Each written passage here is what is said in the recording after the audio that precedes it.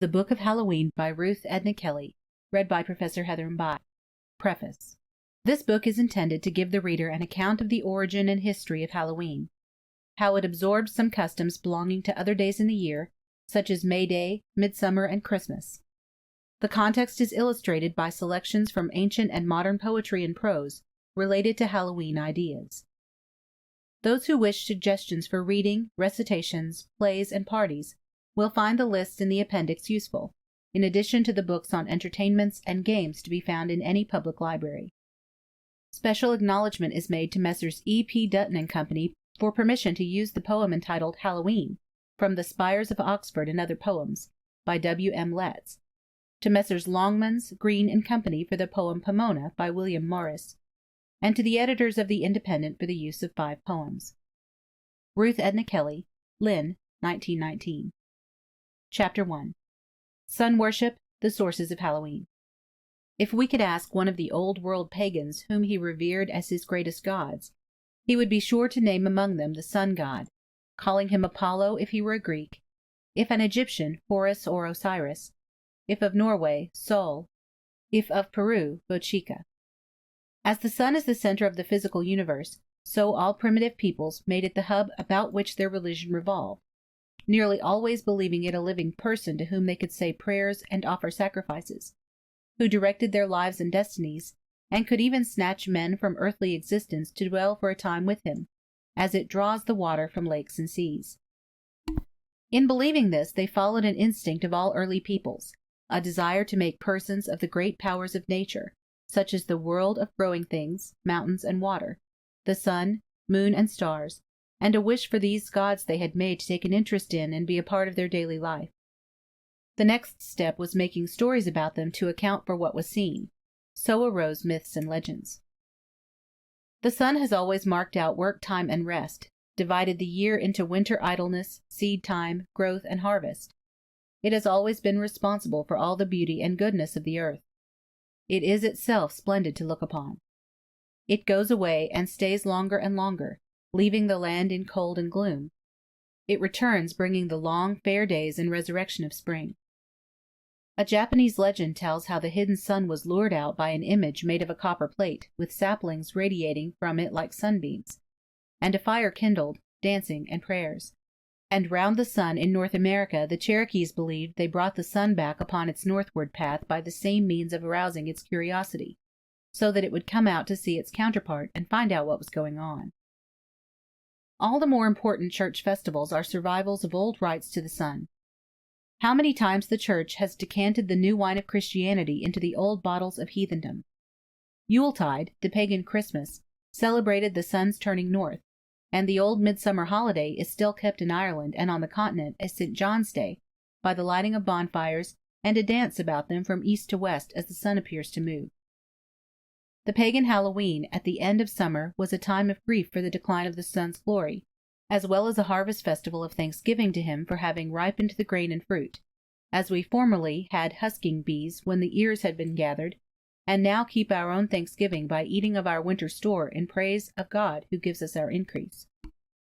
Pomona, the Roman goddess of fruit, lends us the harvest elements of Halloween.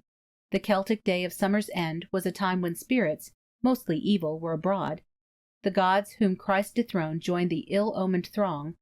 The church festivals of All Saints and All Souls coming at the same time of year, the 1st of November, contributed the idea of the return of the dead, and the Teutonic May Eve assemblage of witches brought its hags and their attendant beasts to help celebrate the night of October 31st. End of Chapter 1. Chapter 2. The Celts, Their Religion and Festivals. The first reference to Great Britain in European annals of which we know was the statement in the 5th century B.C. of the Greek historian Herodotus, that Phoenician sailors went to the British Isles for tin. He called them the Tin Islands. The people with whom these sailors traded must have been Celts, for they were the first inhabitants of Britain who worked in metal instead of stone. The Druids were priests of the Celts centuries before Christ came. There is a tradition in Ireland that they first arrived there in 270 B.C., 700 years before St. Patrick. The account of them written by Julius Caesar half a century before Christ speaks mainly of the Celts of Gaul, dividing them into two ruling classes who kept the people almost in a state of slavery: the knights, who waged war, and the druids, who had charge of worship and sacrifices, and were in addition physicians, historians, teachers, scientists, and judges. Caesar says that this cult originated in Britain and was transferred to Gaul. Gaul and Britain had one religion and one language, and might even have one king, so that what Caesar wrote of Gallic druids must have been true of the British. The Celts worshipped spirits of forest and stream, and feared the powers of evil, as did the Greeks and all other early races. Very much of their primitive belief has been kept, so that to Scotch, Irish, and Welsh peasantry, brooks, hills, dales, and rocks abound in tiny supernatural beings, who may work them good or evil, lead them astray by flickering lights, or charm them into 7 years' servitude unless they are bribed to show favor. The name Druid is derived from the Celtic word druid, meaning sage, connected with the Greek word for oak, drus. The rapid oak tree, before him heaven and earth quake, stout doorkeeper against the foe, in every land his name is mine. Taliesin, Battle of the Trees.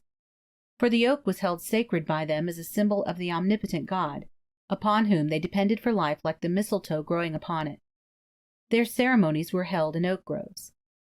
Later, from their name a word meaning magician was formed, showing that these priests had gained the reputation of being dealers in magic. The druid followed him and suddenly, as we are told, struck him with a druidic wand, or according to one version, flung at him a tuft of grass over which he had pronounced a druidical incantation. O'Curry, Ancient Irish. They dealt in symbols, common objects to which was given by the interposition of spirits, meaning to signify certain facts, and power to produce certain effects. Since they were tree worshippers, trees and plants were thought to have peculiar powers. Caesar provided them with a galaxy of Roman divinities, Mercury, Mars, Jupiter, and Minerva, who of course were worshipped under their native names. Their chief god was Baal, of whom they believed the sun the visible emblem. They represented him by lowlier tokens, such as circles and wheels. The trefoil, changed into a figure composed of 3 winged feet radiating from a center, represented the swiftness of the sun's journey. The cross, too, was a symbol of the sun, being the appearance of its light shining upon dew or stream, making to the half-closed eye little bright crosses. One form of the cross was the swastika. To Baal they made sacrifices of criminals or prisoners of war, often burning them alive in wicker images. These bonfires lighted on the hills were meant to urge the god to protect and bless the crops and herds. From the appearance of the victims sacrificed in them, omens were taken that foretold the future. The gods and other supernatural powers, in answer to prayer, were thought to signify their will by omens, and also by the following methods: the ordeal, in which the innocence or guilt of a person was shown by the way the god permitted him to endure fire or other torture; exorcism, the driving out of demons by saying mysterious words or names over them. Becoming skilled in interpreting the will of the gods, the Druids came to be known as prophets. O Deirdre, terrible child, for thee, red star of our ruin, great weeping shall be in Erin, woe, woe, and a breach in Ulla.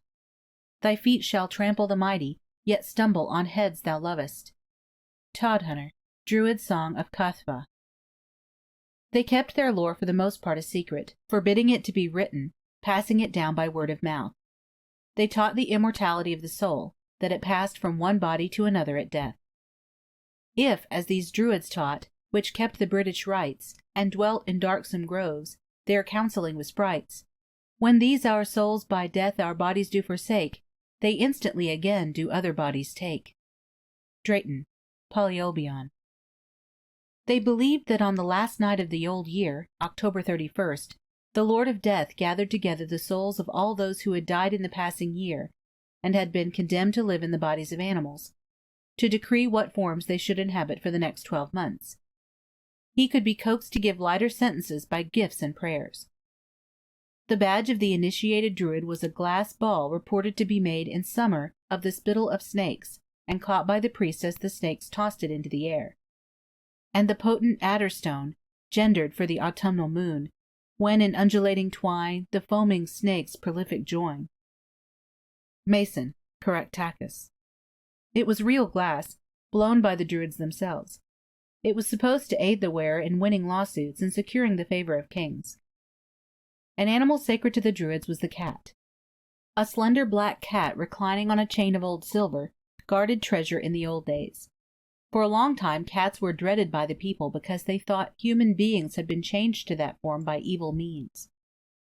The chief festivals of the Druids fell on 4 days, celebrating phases of the sun's career. Fires of sacrifice were lighted especially at spring and midsummer holidays, by exception on November 1st. May Day and November Day were the more important, the beginning and end of summer, yet neither equinoxes nor solstices. The time was divided then not according to sowing and reaping, but by the older method of reckoning from when the herds were turned out to pasture in the spring and brought into the fold again at the approach of winter, by a pastoral rather than an agricultural people. On the night before Beltane, Ballfire, the 1st of May, fires were burned to Baal to celebrate the return of the sun-bringing summer. Before sunrise, the houses were decked with garlands to gladden the sun when he appeared, a rite which has survived in going May. The May Day fires were used for purification. Cattle were singed by being led near the flames, and sometimes bled, that their blood might be offered as a sacrifice for a prosperous season. When lo, a flame, a wavy flame of ruddy light, leaped up the farmyard fence above, and while his children's shout rang high, his cows the farmer slowly drove across the blaze, he knew not why. Kickham, St. John's Eve. A cake was baked in the fire with one piece blacked with charcoal. Whoever got the black piece was thereby marked for sacrifice to Baal, so that as the ship proceeded in safety after Jonah was cast overboard, the affairs of the group about the May Eve fire might prosper when it was purged of the one whom Baal designated by lot. Later only the symbol of offering was used, the victim being forced to leap thrice over the flames. In history it was the day of the coming of good. Partholon, the discoverer and promoter of Ireland, came thither from the other world to stay 300 years. The gods themselves, the deliverers of Ireland, first arrived there through the air on May Day. June 21st, the day of the summer solstice, the height of the sun's power, was marked by midnight fires of joy and by dances. These were believed to strengthen the sun's heat. A blazing wheel to represent the sun was rolled downhill. A happy thought, give me this cartwheel. I'll have it tied with ropes and smeared with pitch, and when it's lighted I will roll it down the steepest hillside. Hauptmann, Sunken Bell, Lewison translation. Spirits were believed to be abroad, and torches were carried about the fields to protect them from invasion. Charms were tried on that night with seeds of fern and hemp, and dreams were believed to be prophetic. The hour may hither drift, when at the last amid the o'erwearied she, weary of long delight and deathless joys, one you shall love may fade before your eyes may fade and be as mist, caught in the sunny hollow of Lu's hand, lord of the day. Sharp, Immortal Hour. Lu, in old Highland speech the summer sun, had for father one of the gods, and for mother the daughter of a chief of the enemy. Hence he possessed some good and some evil tendencies. He may be the Celtic Mercury, for they were alike skilled in magic and alchemy, in deception, successful in combats with demons, the bringers of new strength and cleansing to the nation. He said farewell to power on the 1st of August, and his foster mother had died on that day, so then it was he set his feast day. The occasion was called Lugnasad, the bride of Lugh and the earth, whence the harvest should spring.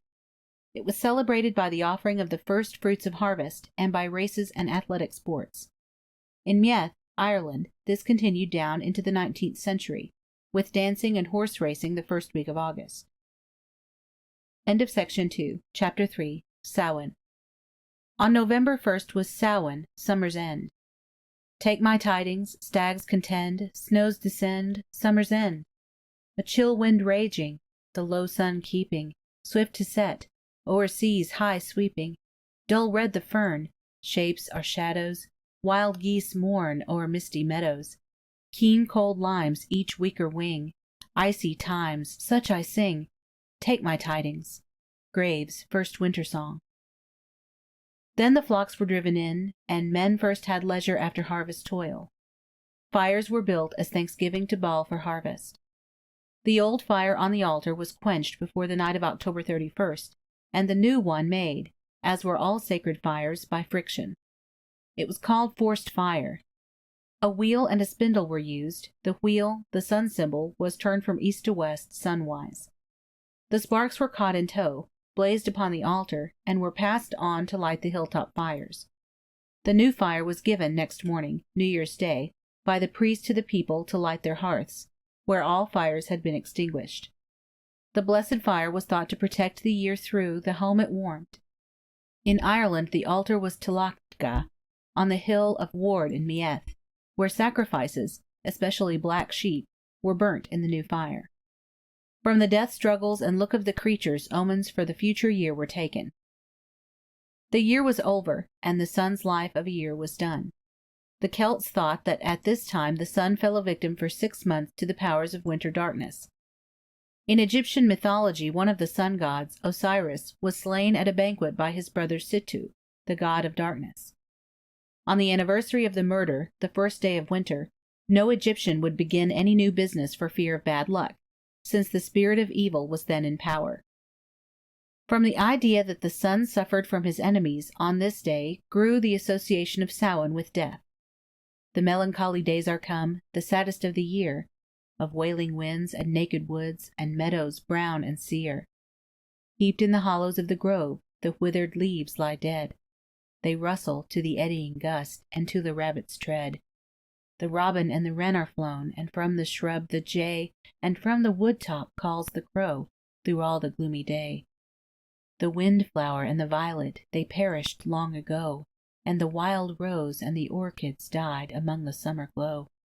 But on the hill the goldenrod and the aster in the wood, and the yellow sunflower by the brook in autumn beauty stood, till fell the frost from a cold, clear heaven, as falls the plague on men, and the brightness of their smile was gone from upland, glade, glen. Bryant, Death of the Flowers.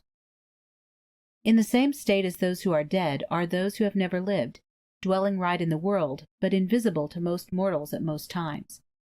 Seers could see them at any time, and if very many were abroad at once, others might get a chance to watch them too.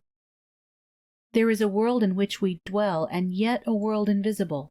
And do not think that naught can be, save only what with eyes ye see. I tell ye that, this very hour, had but your sight a spirit's power, ye would be looking eye to eye at a terrific company. Cox, Hallowe'en. These supernatural spirits ruled the dead. There were 2 classes, Tuatha De Danann, the people of the goddess Danu, gods of light and life, and spirits of darkness and evil. The Tuatha had their chief seat on the Isle of Man, in the middle of the Irish Sea, and brought under their power the islands about them. On a midsummer day they vanquished the Firbolgs and gained most of Ireland by the battle of Moytura. A long time afterwards, perhaps 1000 B.C., the Fomor, sea demons, after destroying nearly all their enemies by plagues, exacted from those remaining as tribute a third part of their corn, a third part of their milk, and a third part of their children. This tax was paid on Samhain. It was the week before Samhain that the Fomor landed upon Ireland. On the eve of Samhain the gods met them in the second battle of Moytura, and they were driven back into the ocean. As Tigernmas, a mythical king of Ireland, was sacrificing the firstlings of every issue and the scions of every clan to Crom Croich, the king idol, and lay prostrate before the image, he and 3/4 of his men mysteriously disappeared. Then came Tigernmas, the prince of Tara yonder, on Hallowe'en with many hosts. A cause of grief to them was the deed. Dead were the men of Bomba's host, without happy strength, around Tigernmas, the destructive man of the north, from the worship of Crom Cruach. 'Twas no luck for them, for I have learnt, except 1/4 of the keen gales, not a man alive lasting the snare, escaped without death in his mouth. Descencus of Moxleg, Meyer translation. This was direct invocation, but the fire rites which were continued so long afterwards were really only worshipping the sun by proxy, in his nearest likeness, fire. Samhain was then a day sacred to the death of the sun, on which had been paid a sacrifice of death to evil powers. Though overcome at Moytura, evil was ascendant at Samhain. Methods of finding out the will of spirits and the future naturally worked better then. Charms and invocations had more power, for the spirits were near to help, if care was not taken to anger them, and due honors paid. End of Section 3. Chapter 4. Pomona. Ops was the Latin goddess of plenty. Single parts of her province were taken over by various other divinities, among whom was Pomona, Pomorum Patrona, she who cares for fruits. She is represented as a maiden with fruit in her arms and a pruning knife in her hand. I am the ancient apple queen, as once I was, so I am now, for evermore a hope unseen, betwixt the blossom and the bough. Ah, where's the river's hidden gold, and where's the windy grave of Troy? Yet come I as I came of old, from out the heart of summer's joy. Morris, Pomona. Many Roman poets told stories about her, the best known being by Ovid, who says that she was wooed by many orchard gods, but preferred to remain unmarried. Among her suitors was Vertumnus, the charger, the god of the turning year, who had the charge of the exchange of trade, the turning of river channels, and chiefly of the change in nature from flower to ripe fruit. True to his character, he took many forms to gain Pomona's love. Now he was a plowman, spring; now a fisherman, summer; now a reaper, autumn. At last he took the likeness of an old woman, winter, and went to gossip with Pomona. After sounding her mind and finding her averse to marriage, the woman pleaded for Vertumnus's success.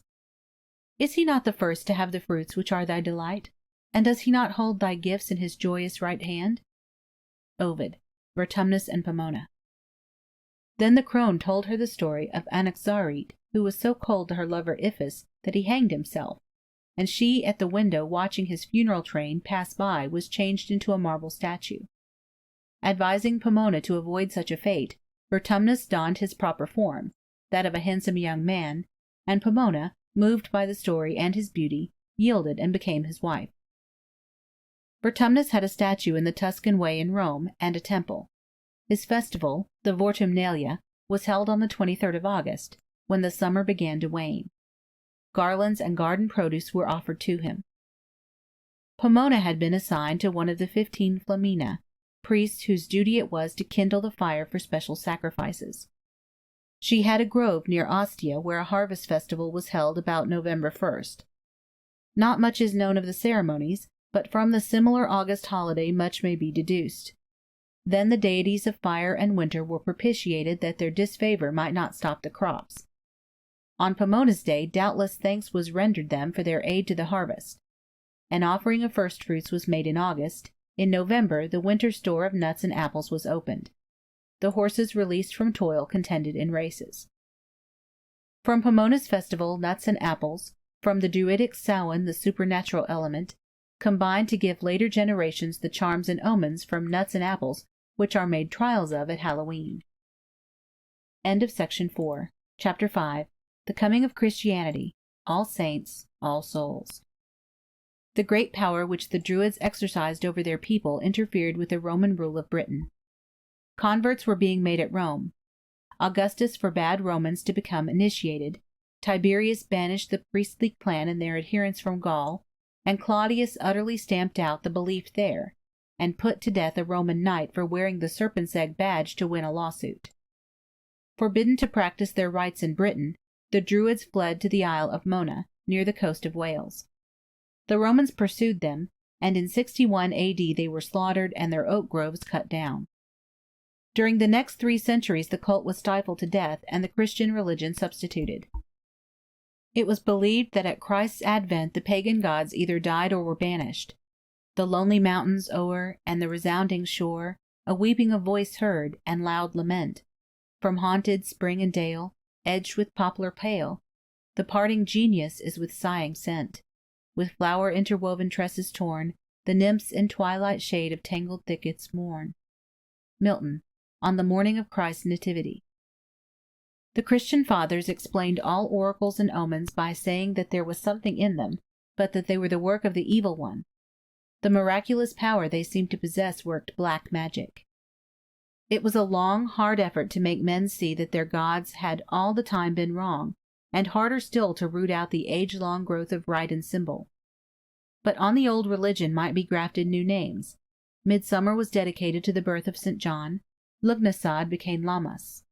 the fires belonging to these times of year were retained, their old significance forgotten or reconsecrated.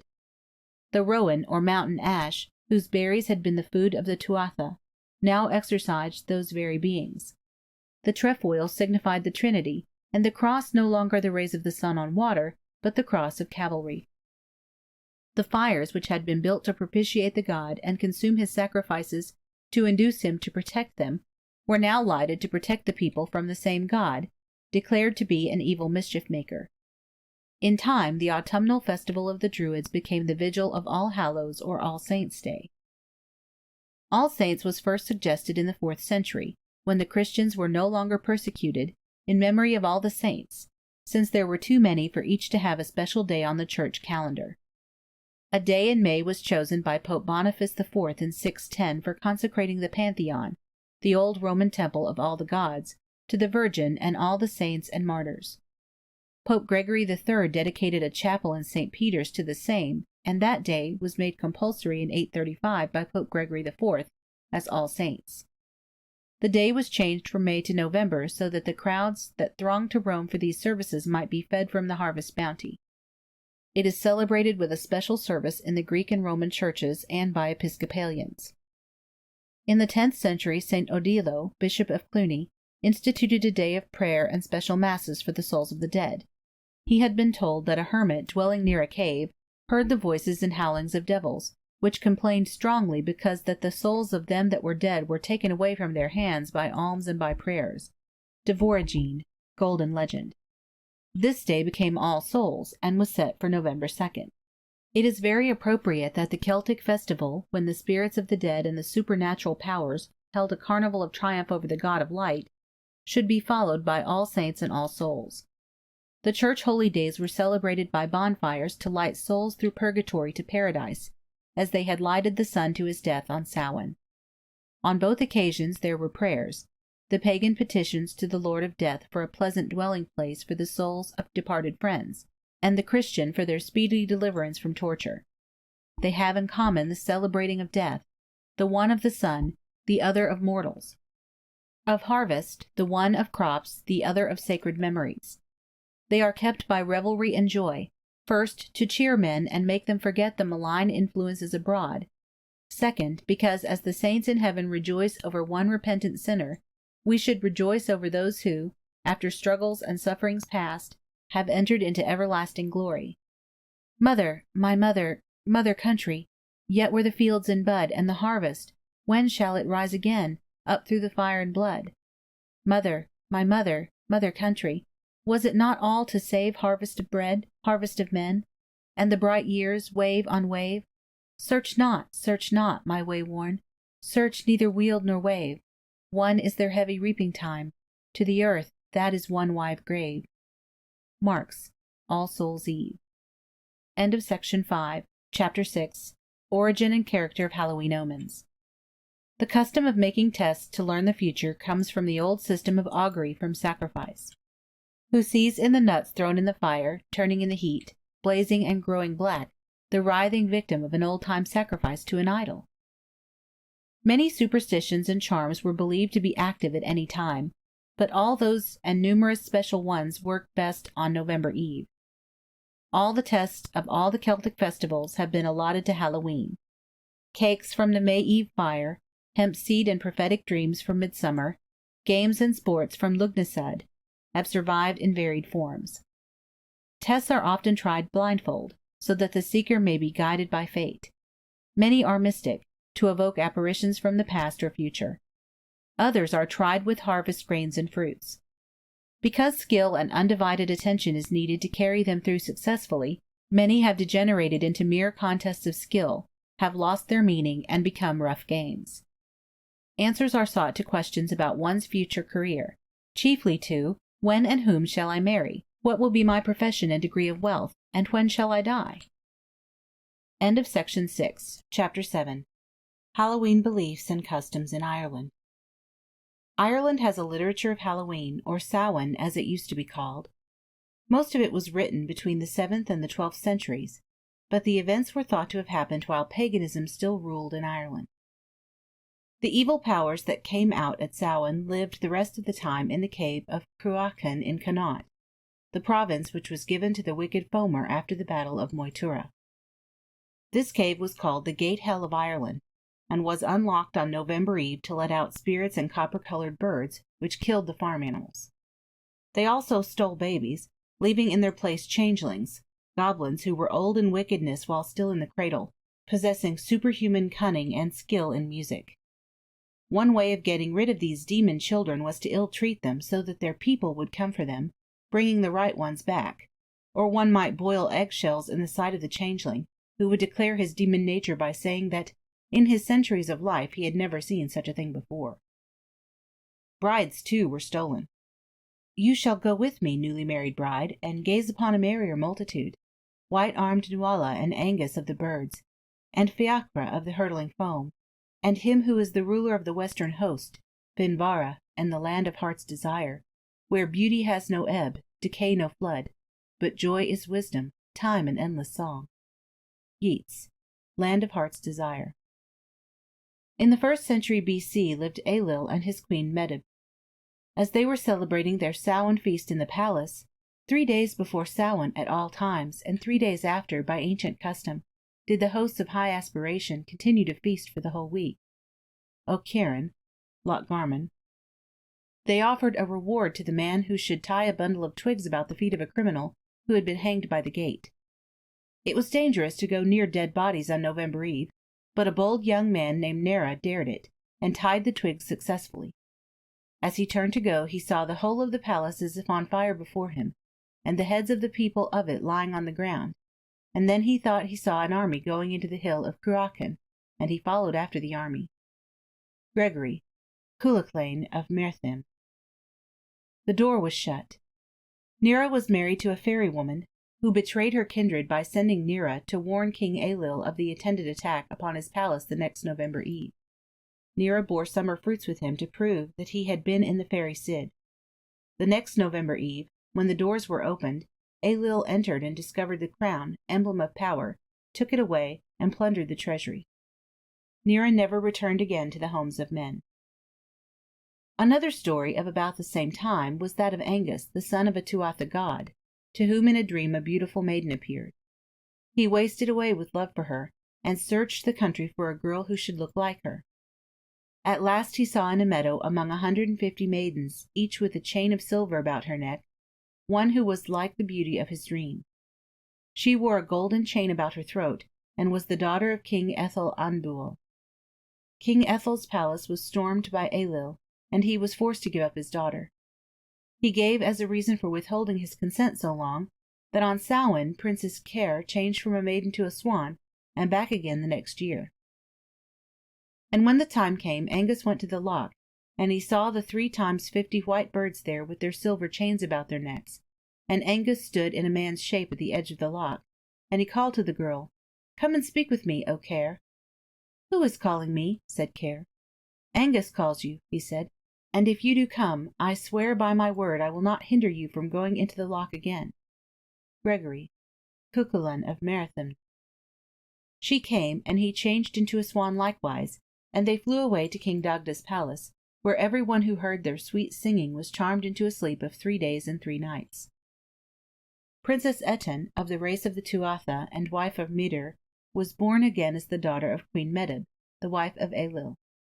She remembers a little of the land from which she came, and is never quite happy, even when she wins the love of King Ecgtheow. But sometimes, tell me, have you heard, by dusk or moonset, have you never heard sweet voices, delicate music? Never seen the passage of the lordly beautiful ones men call the She? Sharp, Immortal Hour. When they have been married a year, there comes Midir from the land of youth. By winning a game of chess from the king, he gets anything he may ask, and prays to see the queen.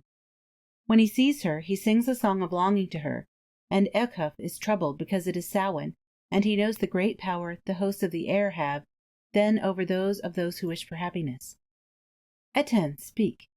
What is the song the harper sings? What tongue is this he speaks? For in no Gaelic lands is speech like this upon the lips of men. No word of all these honey-dripping words is known to me. Beware, beware the words, brewed in the moonshine under ancient oaks, white with pale banners of the mistletoe, twined round them in their slow and stately death. It is the feast of Samhain. Samhain. Sharp, immortal hour. In vain Ecgtheow pleads with her to stay with him. She has already forgotten all but Midir and the life so long ago in the land of youth. In the land of youth there are pleasant places, green meadows, woods, swift grey-blue waters. There is no age there, nor any sorrow. As the stars in heaven are the cattle in the valleys.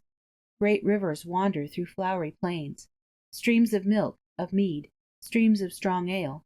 There is no hunger and no thirst in the hollow land, in the land of youth. Sharp, immortal hour. She and Midir fly away in the form of two swans, linked by a chain of gold. Cuchulainn, hopelessly sick of a strange illness brought on by Fand and Liben, fairy sisters, was visited the day before Samhain by a messenger, who promised to cure him if he would go to the other world. Cuchulainn could not make up his mind to go, but sent Leg, his charioteer. Such glorious reports did Leg bring back from the other world, that Cuchulainn went thither, and championed the people there against their enemies. If all Erin were mine, and the kingship of Yellow Breccia, I would give it no trifling deed, to dwell for aye in the place I reached. Cuchulainn's sick bed. Meyer translation. He stayed a month with fairy Fand. Emer, his wife at home, was beset with jealousy, and plotted against Fand, who had followed her hero home. Fand, in fear, returned to her deserted husband. Emer was given a druidic drink to drown her jealousy, and Cuchulainn another to forget his infatuation, and they lived happily ever afterward. Even after Christianity was made the vital religion in Ireland, it was believed that places not exorcised by prayers and by the sign of the cross were still haunted by Druids. As late as the 5th century, the Druids kept their skill in fortune-telling. King Dathi got a Druid to foretell what would happen to him from one Hallowe'en to the next, and the prophecy came true. Their religion was now declared evil, and all evil, or at any rate suspicious things, were assigned to them or to the devil as followers. Mare Bruin. Are not they likewise the children of God? Father Hart. Pauline, they are the children of the fiend, and they have power until the end of time, when God shall fight with them a great pitched battle, and hack them into pieces. Yeats, Land of Heart's Desire.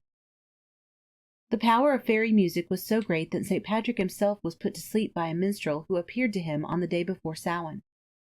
The Tuatha De Danann, angered at the renegade people who no longer did them honor, sent another minstrel, who, after laying the ancient religious seat Tara under a 23 years' charm, burned up the city with his fiery breath.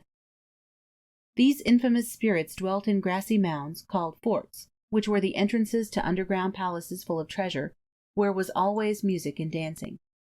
These treasure houses were only open on November Eve, when the throngs of spirits, fairies, and goblins trooped out for revels about the country. For the fairy mounds of Erin are always opened about Hallowe'en. Expedition of Nera, Meyer translation. The old Druid idea of obsession, the besieging of a person by an evil spirit, was practiced by them at that time. This is the first day of winter, and today the hosts of the air are in their greatest power. Warren, Twig of Thorn. If the fairies wished to seize a mortal, which power they had, as the sun god could take men to himself, they caused him to give them certain tokens by which he delivered himself into their hands. They might be milk and fire. Mary Bruin. A little queer old woman cloaked in green, who came to beg a porringer of milk. Bridget Bruin. The good people go asking milk and fire upon May Eve. Woe to the house that gives, for they have power over it for a year. Yeats, Land of Heart's Desire. Or one might receive a fairy thorn such as Uina brings home, which shrivels up at the touch of St. Bridget's image. Oh, ever since I kept the twig of thorn and hid it, I have seen strange things, and heard strange laughter and far voices calling. Warren, Twig of Thorn. Or one might be lured by music as he stopped near the fort to watch the dancing, for the revels were held in secret, as those of the Druids had been, and no one could look on them unaffected. A story is told of Paddy Moore, a great, stout, uncivil churl, and Paddy Beg, a cheerful little hunchback. The latter, seeing lights and hearing music, paused by a mound, and was invited in. Urged to tell stories, he complied. He danced as spryly as he could for his deformity, He sang and made himself so agreeable that the fairies decided to take the hump off his back and send him home a straight manly fellow. The next Hallowe'en who should come by the same place but Paddy Moore, and he stopped likewise to spy at the merrymaking. He too was called in, but would not dance politely, added no stories nor song. The fairies clapped Paddy Beg's hump on his back, and dismissed him under a double burden of discomfort. A lad called Guleesh, listening outside a fort on Hallowe'en, heard the spirits talking of the fatal illness of his betrothed, the daughter of the King of France. They said that if Guleesh but knew it, he might boil an herb that grew by his door and give it to the princess and make her well. Joyfully Guleesh hastened home, prepared the herb, and cured the royal girl. Sometimes people did not have the luck to return, but were led away to a realm of perpetual youth and music. Father Hart: What are you reading? Mary Bruin: How a Princess Edna, a daughter of a king of Ireland, heard a voice singing on a May eve like this, and followed, half awake and half asleep, until she came into the land of Faery, where nobody gets old and godly and grave, where nobody gets old and crafty and wise, where nobody gets old and bitter of tongue. And she is still there, busied with a dance, deep in the dewy shadow of a wood, or where the stars walk upon a mountain top. Yeats, Land of Heart's Desire.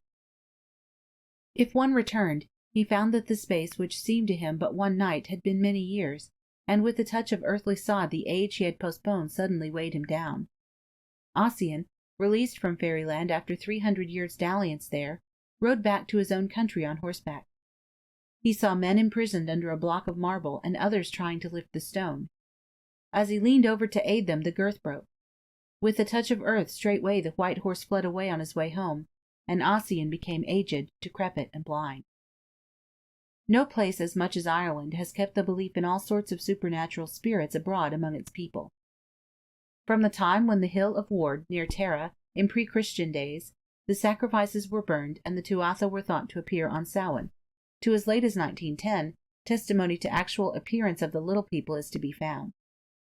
Among the usually invisible races which I have seen in Ireland, I distinguish 5 classes. There are gnomes, who are earth spirits, and who seem to be a sorrowful race. I once saw some of them distinctly on the sign of Ben Bulben. They had rather round heads and dark, thick-set bodies, and in stature were about 2 1/2 feet. The leprechauns are different, being full of mischief, though they too are small. I followed a leprechaun from the town of Wicklow out to the Carreg Sidhe, Rock of the Fairies, a distance of half a mile or more, where he disappeared. He had a very merry face, and beckoned to me with his finger. A 3rd class are the little people, who, unlike the gnomes and leprechauns, are quite good-looking, and they are very small. The good people are tall, beautiful beings, as tall as ourselves. They direct the magnetic currents of the earth. The gods are really the Tuatha De Danann, and they are much taller than our race. Whence? Fairy faith in Celtic countries. The sight of apparitions on Hallowe'en is believed to be fatal to the beholder. One night my lady's soul walked along the wall like a cat. Long Tom Bowman beheld her, and that day week fell he into the well and was drowned. Pyle, Priest and the Piper. One version of the jack-o'-lantern story comes from Ireland. A stingy man named Jack was, for his inhospitality, barred from all hope of heaven, and because of practical jokes on the devil was locked out of hell. Until the judgment day is condemned to walk the earth with a lantern to light his way. The place of the old Lord of the Dead, the Tuatha god Samhain, to whom vigil was kept and prayers said on November Eve for the good of departed souls, was taken in Christian times by St. Columba or Columbkill, the founder of a monastery in Ionia in the 5th century. In the 17th century, the Irish peasants went about begging money and goodies for a feast, and demanding in the name of Columbkill that fatted calves and black sheep be prepared. In place of the Druid fires, candles were collected and lighted on Hallowe'en, and prayers for the souls of the givers said before them. The name of Samhain is kept in the title Othich Samhna, Vigil of Samhain, by which the night of October 31st was until recently called in Ireland. There are no Hallowe'en bonfires in Ireland now, but charms and tests are tried. Apples and nuts, the treasure of Pomona, figure largely in these. They are representative winter fruits, the commonest. They can be gathered late and kept all winter. A popular drink at the Halloween gathering in the 18th century was milk in which crushed roasted apples had been mixed. It was called lamb's wool, perhaps from Lammas Uppal, the day of the apple fruit. At the Halloween supper, kalkanan, mashed potatoes, parsnips, and chopped onions, is indispensable. A ring is buried in it, and the one who finds it in his portion will be married in a year, or if he is already married, will be lucky. They had kolkanan, and the funniest things were found in it: tiny dolls, mice, a pig made of china, silver sixpences, a thimble, a ring, and lots of other things.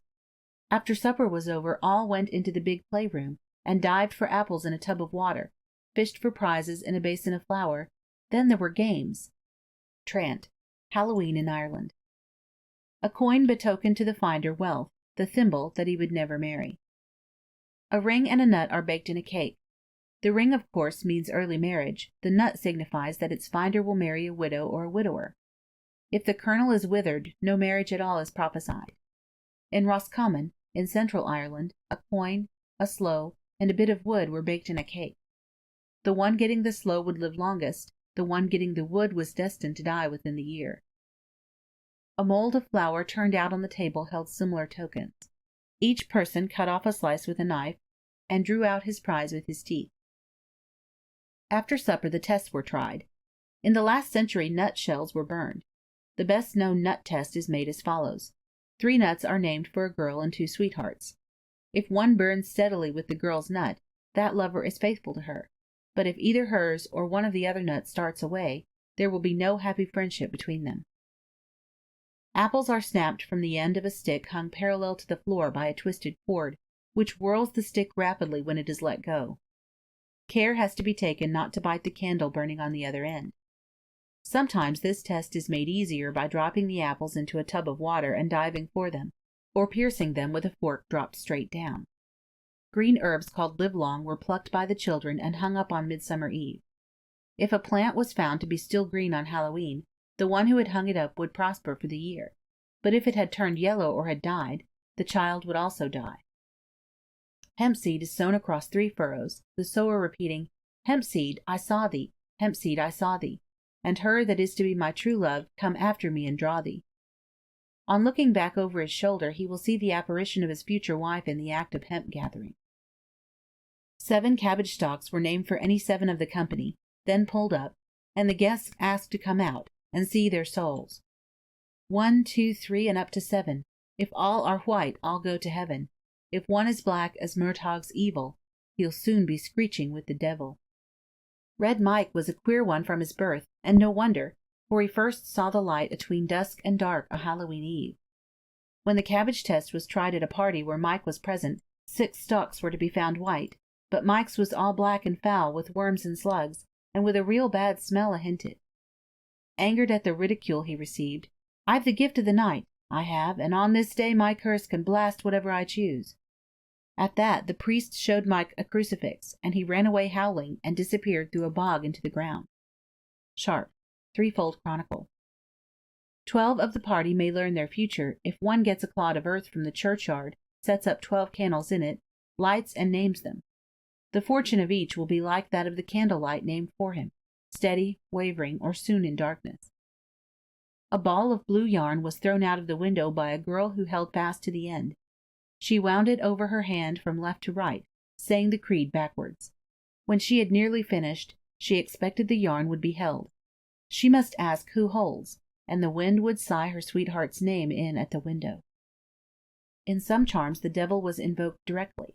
If one walked about a rick 9 times with a rake, saying, "I rake this rick in the devil's name," a vision would come and take away the rake.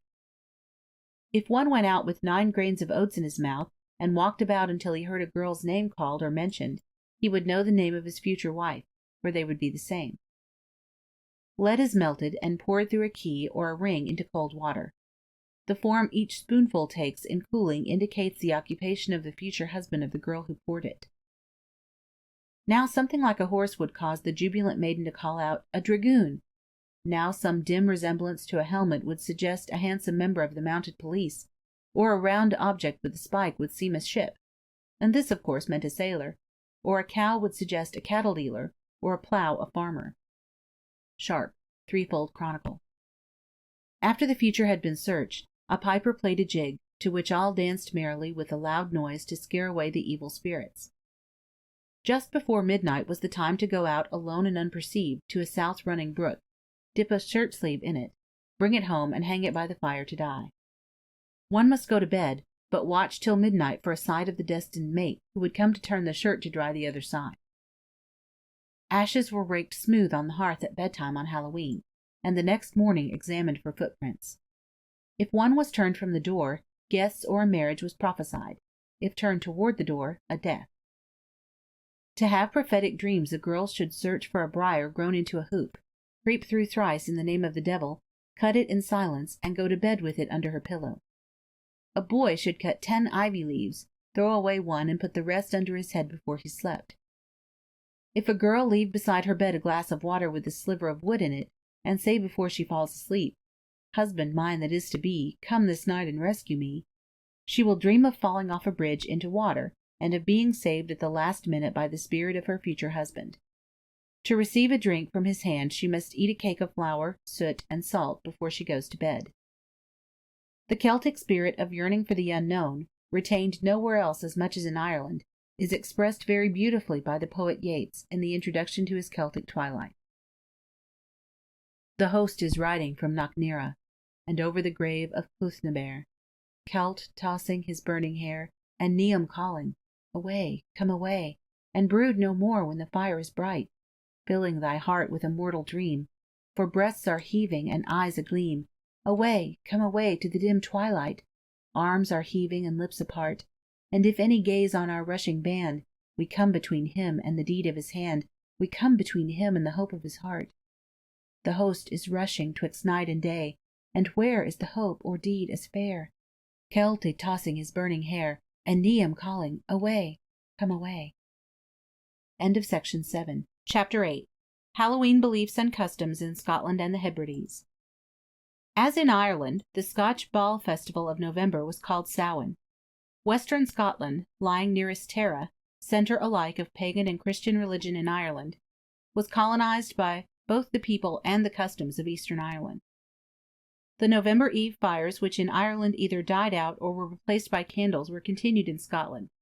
In Buchan, where was the altar source of the Samhain fire, bonfires were lighted on hilltops in the 18th century, and in Moray the idea of fires of thanksgiving for harvest was kept to as late as 1866.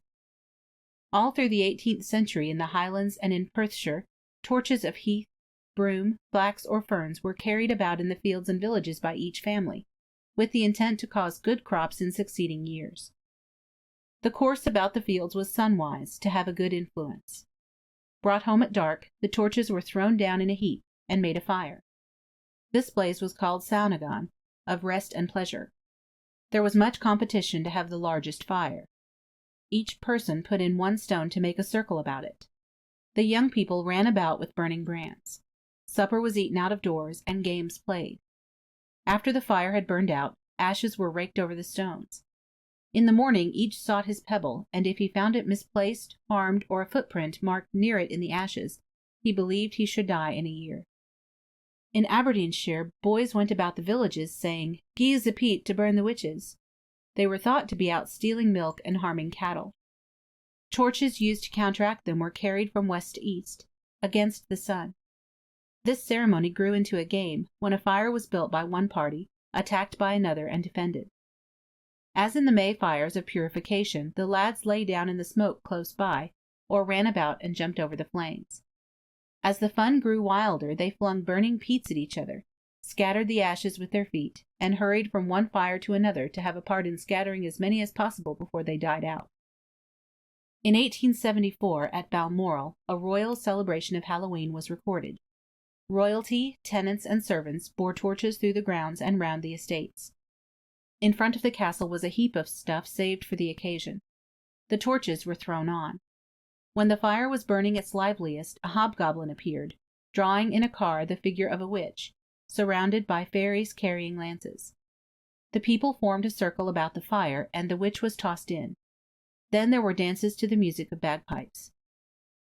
It was the time of year when servants changed masters or signed up anew under the old ones. They might enjoy a holiday before resuming work. So they sang, "This is Hallowe'en, the morn is Halliday, 9 frae next till Martinmas, as soon they'll wear away." Children born on Halloween could see and converse with supernatural powers more easily than others. In Ireland, evil relations caused Red Mike's downfall. For Scotland, Mary Avenel in Scott's Monastery is the classic example. "And touching the barn, it's weel ken she was born on Halloween, and they that are born on Halloween whiles see mair than other folk." There is no hint of dark relations, but rather of a clear-sightedness which lays bare truths, even those concealed in men's breasts. Mary Avenel sees the spirit of her father after he has been dead for years. The White Lady of Avenel is her peculiar guardian. The Scottish border, where Mary lived, is the seat of many superstitions and other worldly beliefs. The fairies of Scotland are more terrible than those of Ireland, as the dells and streams and woods are of greater grandeur, and the character of the people more serious. It is unlucky to name the fairies, here as elsewhere, except by such placating titles as good neighbours or men of peace. Rowan, elm, and holly are a protection against them.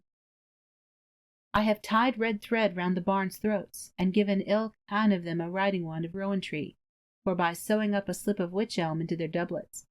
And I wish to know of your reverence if there be anything more that a lone woman can do in the matter of ghosts and fairies. Be here, that I should have named their unlucky names twice o'er." Scott, Monastery. The sign of the cross disarmeth all evil spirits. These spirits of the air have not human feelings or motives. They are conscienceless. In this respect Peter Pan is an immortal fairy as well as an immortal child. While like a child he resents injustice in horrified silence, like a fairy he acts with no sense of responsibility. When he saves Wendy's brother from falling as they fly, you felt it was his cleverness that interested him and not the saving of human life. Barrie, Peter and Wendy. The world in which Peter lived was so near the Kensington Gardens that he could see them through the bridge as he sat on the shore of the Neverland. Yet for a long time he could not get to them. Peter is a fairy piper who steals away the souls of children. "No man alive has seen me, but women hear me play, sometimes at door or window, fiddling the souls away, the children's soul and the colleen's out of the covering day." Hopper, Fairy Fiddler. On Halloween all traditional spirits are abroad. The Scotch invented the idea of Samhain, a goblin who comes out just at Samhain. It is he who in Ireland steals children. The fairies pass at crossroads, but the night is Halloween, lady, the morn is Halliday. Then win me, and ye will, for I wot ye may. Just at the mirk and midnight hour the fairy folk will ride, and they that wad their true love win, at Miles Cross they maun bide. Ballad of Tim Lan. And in the Highlands whoever took a three-legged stool to where 3 crossroads met, and sat upon it at midnight, would hear the names of those who were to die in a year. He might bring with him articles of dress, and as each name was pronounced throw one garment to the fairies. They would be so pleased by this gift that they would repeal the sentence of death. Even people who seemed to be like their neighbours every day could for this night fly away and join the other beings in their revels. "This is the nicht o' Halloween, when a' the witchy may be seen, some of them black, some of them green, some of them like a turkey bean." A witches' party was conducted in this way. The wretched women who had sold their souls to the devil left a stick in bed which by evil means was made to have their likeness, and anointed with the fat of murdered babies flew off up the chimney on a broomstick with cats attendant. Burns tells the story of a company of witches pulling ragwort by the roadside, each astride her ragwort with the summons, "Up, horsey," and flying away. "The hag is astride, this night for a ride, the devils and she together, through thick and through thin, now out and now in, though ne'er so foul be the weather. A thorn or a burr she takes for a spur, with a lash of the bramble she rides now. Through brake and through briars, o'er ditches and mires, she follows the spirit that guides now." Herrick, the Hag. The meeting place was arranged by the devil, who sometimes rode there on a goat. At their supper no bread or salt was eaten. They drank out of horses' skulls, and danced, sometimes back to back, sometimes from west to east, for the dances at the ancient Baal festivals were from east to west, and it was evil and ill omened to move the other way. For this dance the devil played a bagpipe made of a hen's skull and cat's tails. There sat old Nick, in shape of beast, a towsy tyke, black, grim, and large. To gie the music was his charge. He screwed the pipes and gart them skirl, till roof and rafters I did dirl. Burns, Tam O'Shanter. The light for the revelry came from a torch flaring between the horns of the devil's steed, the goat, and at the close the ashes were divided for the witches to use in incantations. People imagined that cats who had been up all night on Halloween were tired out the next morning. Tam O'Shanter, who was watching such a dance by Alloway's old haunted kirk in Ayrshire, could not resist calling out the antics of a neighbour whom he recognized, and was pursued by the witches. He urged his horse to top speed. "Now do thy speedy utmost, Meg, and win the key-stane of the brig. There at them thou thy tail may toss, a running stream they dare not cross." Burns, Tam O'Shanter. But poor Meg had no tail thereafter to toss at them, for though she saved her rider, she was only her tail's length beyond the middle of the bridge when the foremost witch grasped it and seared it to a stub. Such witches might be questioned about the past or future. He that dares sit on St. Swithin's chair, when the night hag wings the troubled air, questions 3 when he breaks the spell, he may ask, then she must tell. Scott, St. Swithin's chair. Children make of themselves bogies on this evening, carrying the largest turnips they can save from harvest, hollowed out and carved into the likeness of a fearsome face, with teeth and forehead blacked, and lighted by a candle fastened inside.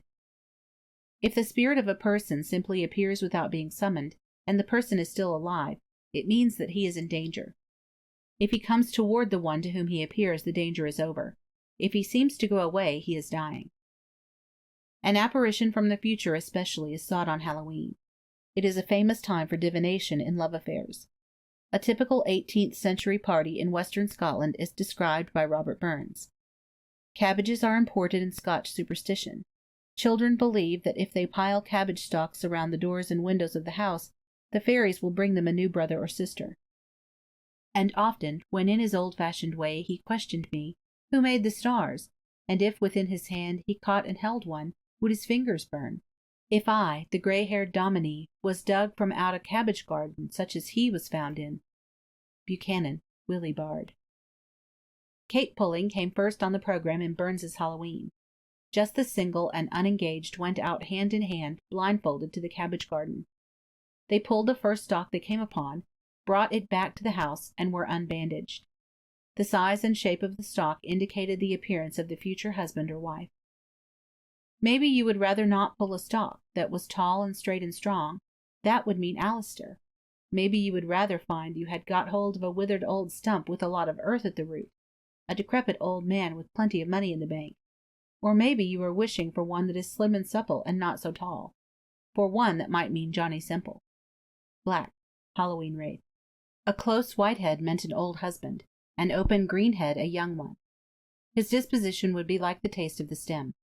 To determine his name, the stalks were hung over the door, and the number of one stalk in the row noted. If Jessie put hers up third from the beginning, and the third man who passed through the doorway under it was named Allen, her husband's first name would be Allen. This is practiced only a little now among farmers. It has a special virtue if the cabbage has been stolen from the garden of an unmarried person. Sometimes the pith of a cabbage stalk was pushed out, the hole filled with tow, which was set afire, and blown through the keyholes on Halloween. Their runs clean through and through were bored, and stuffed with ravelin's foo, and like a chimney when on fire, each could reek the outspew. Jock through the keyhole sent a cloud that reached across the house, while in below the door reek rushed like water through a sluice. Dick, Explorers of a Halloween. Cabbage broth was a regular dish at the Halloween feast. Mashed with potatoes, as in Ireland, or a dish of meal and milk holds symbolic objects, a ring, a thimble, and a coin. In the cake are baked a ring and a key. The ring signifies to the possessor marriage, and the key a journey. Apple ducking is still a universal custom in Scotland. A sixpence is sometimes dropped into the tub or stuck into an apple to make the reward greater. The contestants must keep their hands behind their backs. Nuts are put before the fire in pairs, instead of by threes as in Ireland, and named for a lover and his lass. If they burn to ashes together, long, happy married life is destined for the lovers. If they crackle or start away from each other, dissension and separation are ahead. Jean slips in twa, with tenty tea. What it was, she wouldna tell, But this is Jock, and this is me, she says in to hersel. He bleezed o'er her, and she o'er him, as they would never more part, till fluff he started up the lum, and Jean had e'en a sore heart to see that night. Burns, Hallowe'en. 3 luggies, bowls with handles like the Druid lamps, were filled, one with clean, one with dirty water, and one left empty. The person wishing to know his fate in marriage was blindfolded, turned about thrice, and put down his left hand. If he dipped it into the clean water, he would marry a maiden; if into the dirty, a widow; if into the empty dish, not at all. He tried until he got the same result twice. The dishes were changed about each time. This spell still remains, as does that of the hempseed sowing. One goes out alone with a handful of hempseed, sows it across ridges of ploughed land, and harrows it with anything convenient, perhaps with a broom. Hempseed, I saw thee, and her that is to be my lass, come after me and draw thee. Burns, Hallowe'en. Having said this, he looks behind him to see his sweetheart gathering hemp. This should be tried just at midnight with the moon behind. At Eonahalamus no sleep I sought, but to the field a bag of hempseed brought. I scattered round the seed on every side, and 3 times 3 in trembling accents cried, This hempseed with my virgin hand I sow. Who shall my true love be, the crop shall mow. Gay, Pastorals. A spell that has been discontinued is throwing the clue of blue yarn into the kiln pot, instead of out the window as in Ireland. As it is wound backwards, something holds it. The winder must ask, Wha holds, to hear the name of her future sweetheart. And aye she went, and aye she swat, I wot she made na junkin, till something held within the pot, good Lord, but she was quakin'. But whether 'twas the devil himself, or whether 'twas a balkin, or whether it was Andrew Bell, she did na wait on talkin' to speer that night. Burns, Hallowe'en. Another spell not commonly tried now is winnowing 3 measures of imaginary corn, as one stands in the barn alone with both doors open to let the spirits that come in go out again freely. As one finishes the motions, the apparition of the future husband will come in at one door and pass out at the other. I had not winnowed the last weight clean out, and the moon was shining bright upon the floor, when in stalked the presence of my dear Simon Glendinning, that is now happy. I never saw him plainer in my life than I did that moment. He held up an arrow as he passed me, and I swarfed away with fright. But mark o' the end of it, Tib, we were married, and the grey goose wing was the death of him after it. Scott, the Monastery. At other times prophetic appearances were seen. Just as she was at the wark, what does she see in the moonlicht but her own coffin, moving between the doors instead of the likeness of a guidman? And as sure as death she was in her coffin before the same time next year. Anonymous, Tale of Hallowe'en. Formerly, a stack of beans, oats, or barley was measured round with the arms against the sun. At the end of the 3rd time the arms would enclose the vision of the future husband or wife. Kale pulling, apple snapping, and lead melting, see Ireland, are social rites, but many were to be tried alone and in secret. A Highland divination was tried with a shoe, held by the tip, and thrown over the house. The person will journey in the direction the toe points out. If it falls sole up, it means bad luck. Girls would pull a straw each out of a thatch in Broadsea, and would take it to an old woman in Fraserburgh. The seeress would break the straw and find within it a hair the colour of the lovers to be. Blindfolded, they plucked the heads of oats, and counted the number of grains to find out how many children they would have. If the tip was perfect, not broken or gone, they would be married honourably. Another way of determining the number of children was to drop the white of an egg into a glass of water. The number of divisions was the number sought. White of egg is held with water in the mouth, like the grains of oats in Ireland, while one takes a walk to hear mentioned the name of his future wife. Names are written on papers and laid upon the chimney-piece. Fate guides the hand of a blindfolded man to the slip which bears his sweetheart's name. A Hallowe'en mirror is made by the rays of the moon shining into a looking-glass. If a girl goes secretly into a room at midnight between October and November, sits down at the mirror, and cuts an apple into 9 slices, holding each on the point of a knife before she eats it, she may see in the moonlit glass the image of her lover looking over her left shoulder and asking for the last piece of apple. The wedding of the sark sleeve in the south-running burn where the 3 lards lands met, and carrying it home to dry before the fire, was really a Scotch custom, but has already been described in Ireland. The last Hallowe'en I was a walkin', my druket sark sleeve, as you ken, his likeness came up to the house stalkin', and the very gay breeks o' Tam Glen. Burns, Tam Glen. Just before breaking up, the crowd of young people partook of sowens, oatmeal porridge cakes with butter, and strunt, a liquor as they hoped for good luck throughout the year.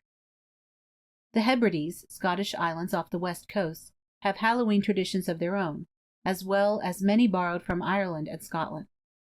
Barra, isolated near the end of the island chain, still celebrates the Celtic days, Beltane and November Eve.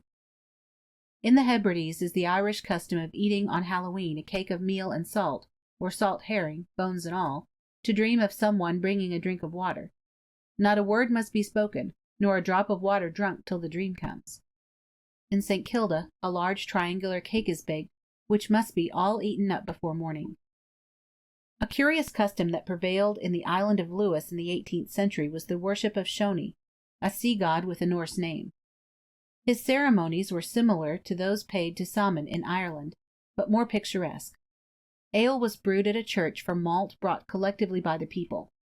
One took a cupful in his hand and waded out into the sea up to his waist, saying as he poured it out, "Shoni, I give you this cup of ale, hoping that you'll be so kind as to send us plenty of seaware for enriching our ground the ensuing year." The party returned to the church, waited for a given signal when a candle burning on the altar was blown out. Then they went out into the fields and drank ale with dance and song. The dumb cake originated in Lewis. Girls were each apportioned a small piece of dough, mixed with any but spring water. They kneaded it with their left hands in silence. Before midnight they pricked initials on them with a new pen, and put them by the fire to bake. The girls withdrew to the farther end of the room, still in silence. At midnight each lover was expected to enter and lay his hand on the cake marked with his initials. In South Uist and Eriskay on Halloween fairies are out, a source of terror to those they meet. Halloween will come, witchcraft will be set a-going, fairies will be at full speed, running in every pass. Avoid the road, children, children. But for the most part, this belief has died out on Scottish land, except near the border, and Halloween is celebrated only by stories and jokes and games, songs and dances. End of Chapter 8. Chapter 9. Halloween Beliefs and Customs in England and Man. Man especially has a treasury of fairy tradition, Celtic and Norse combined. Manx fairies too dwell in the middle world, since they are fit for neither heaven nor hell. Even now Manx people think they see circles of light in the late October midnight, and little folk dancing within. Longest of all in Man was Samhain considered New Year's Day. According to the old style of reckoning time it came on November 12th. Tonight is New Year's nights, ha gana, Midsummer's Song. As in Scotland, the servants' year ends with October. New Year tests for finding out the future were tried on Samhain. To hear her sweetheart's name, a girl took a mouthful of water and 2 handsfuls of salt, and sat down at a door. The first name she heard mentioned was the wished-for one. The 3 dishes proclaimed the fate of the blindfold seeker as in Scotland. Each was blindfolded and touched one of several significant objects: meal for prosperity, earth for death, a net for tangled fortunes. Before retiring, each filled a thimble with salt, and emptied it out in a little mound on a plate, remembering his own. If any heap were found fallen over by morning, the person it represented was destined to die in the year. The Manx looked for prints in the smooth-strewn ashes on the hearth, as the Scotch did, and gave the same interpretation. There had been Christian churches in Britain as early as 300 A.D., and Christian missionaries, St. Ninian, Pelagius, and St. Patrick, were active in the next century, and in the course of time St. Augustine. Still, the old superstitions persisted, as they always do when they have grown up with the people. King Arthur, who was believed to have reigned in the 5th century, may be a personification of the sun god. He comes from the other world, his magic sword Excalibur is brought thence to him. He fights 12 battles, in number like the months, and is wounded to death by the evil Mordred, once his own knight. He passes in a boat, attended by his fairy sister and 2 other queens, to the island valley of Avalon, where falls not hail or rain or any snow, nor ever wind blows loudly, but it lies deep-meadowed, happy, fair with orchard lawns, and bowery hollows crowned with summer sea. Tennyson, passing of Arthur. The hope of being healed there is like that given to Cuchulainn to persuade him to visit the fairy kingdom. Arthur was expected to come again sometime, as the sun renews his course. As he disappeared from the sight of Bedivere, the last of his knights, the new sun rose, bringing the new year. Avalon means Apple Island. It was like the Hesperides of Greek mythology, the western islands where grew the golden apples of immortality. In Cornwall, after the 6th century, the sun god became St. Michael, and the eastern point where he appeared St. Michael's seat. Look where the great vision of the guarded mount looks toward Namancos and Bayona's Hole. Milton, Lycidas. As fruits to Pomona, so berries were devoted to fairies. They would not let anyone cut a blackthorn shoot on Halloween. In Cornwall, sloes and blackberries were considered unfit to eat after the fairies had passed by, because all the goodness was extracted. So they were eaten to heart's content on October 31st, and avoided thereafter. Hazels, because they were thought to contain wisdom and knowledge, were also sacred. Besides leaving berries for the little people, food was set out for them on Halloween and on other occasions. They rewarded this hospitality by doing an extraordinary amount of work. How the drudging goblin sweat to earn his cream bowl duly set, when in one night, ere glimpse of morn, his shadowy flail hath threshed the corn, that 10-day labourers could not end. Then lies him down, the lubber fiend, and stretched out all the chimney's length, basks at the fire his hairy strength. Milton, L'Allegro. Such spirits did not scruple to pull away the chair as one is about to sit down, to pinch or even to steal children and leave changelings in their places. The first hint of dawn drove them back to their haunts. When larkskins sing, away we fling, and babes new-born steal as we go, and elf in bed we leave instead, and wend us laughing, ho, ho, ho. Johnson, Robin Goodfellow. Soulless and without gratitude or memory, spirits of the air may be, like Ariel in the Tempest. He, like the fairy harpers of Ireland, puts men to sleep with his music. Sebastian. What? Art thou waking? Antonio. Do you not hear me speak? Sebastian.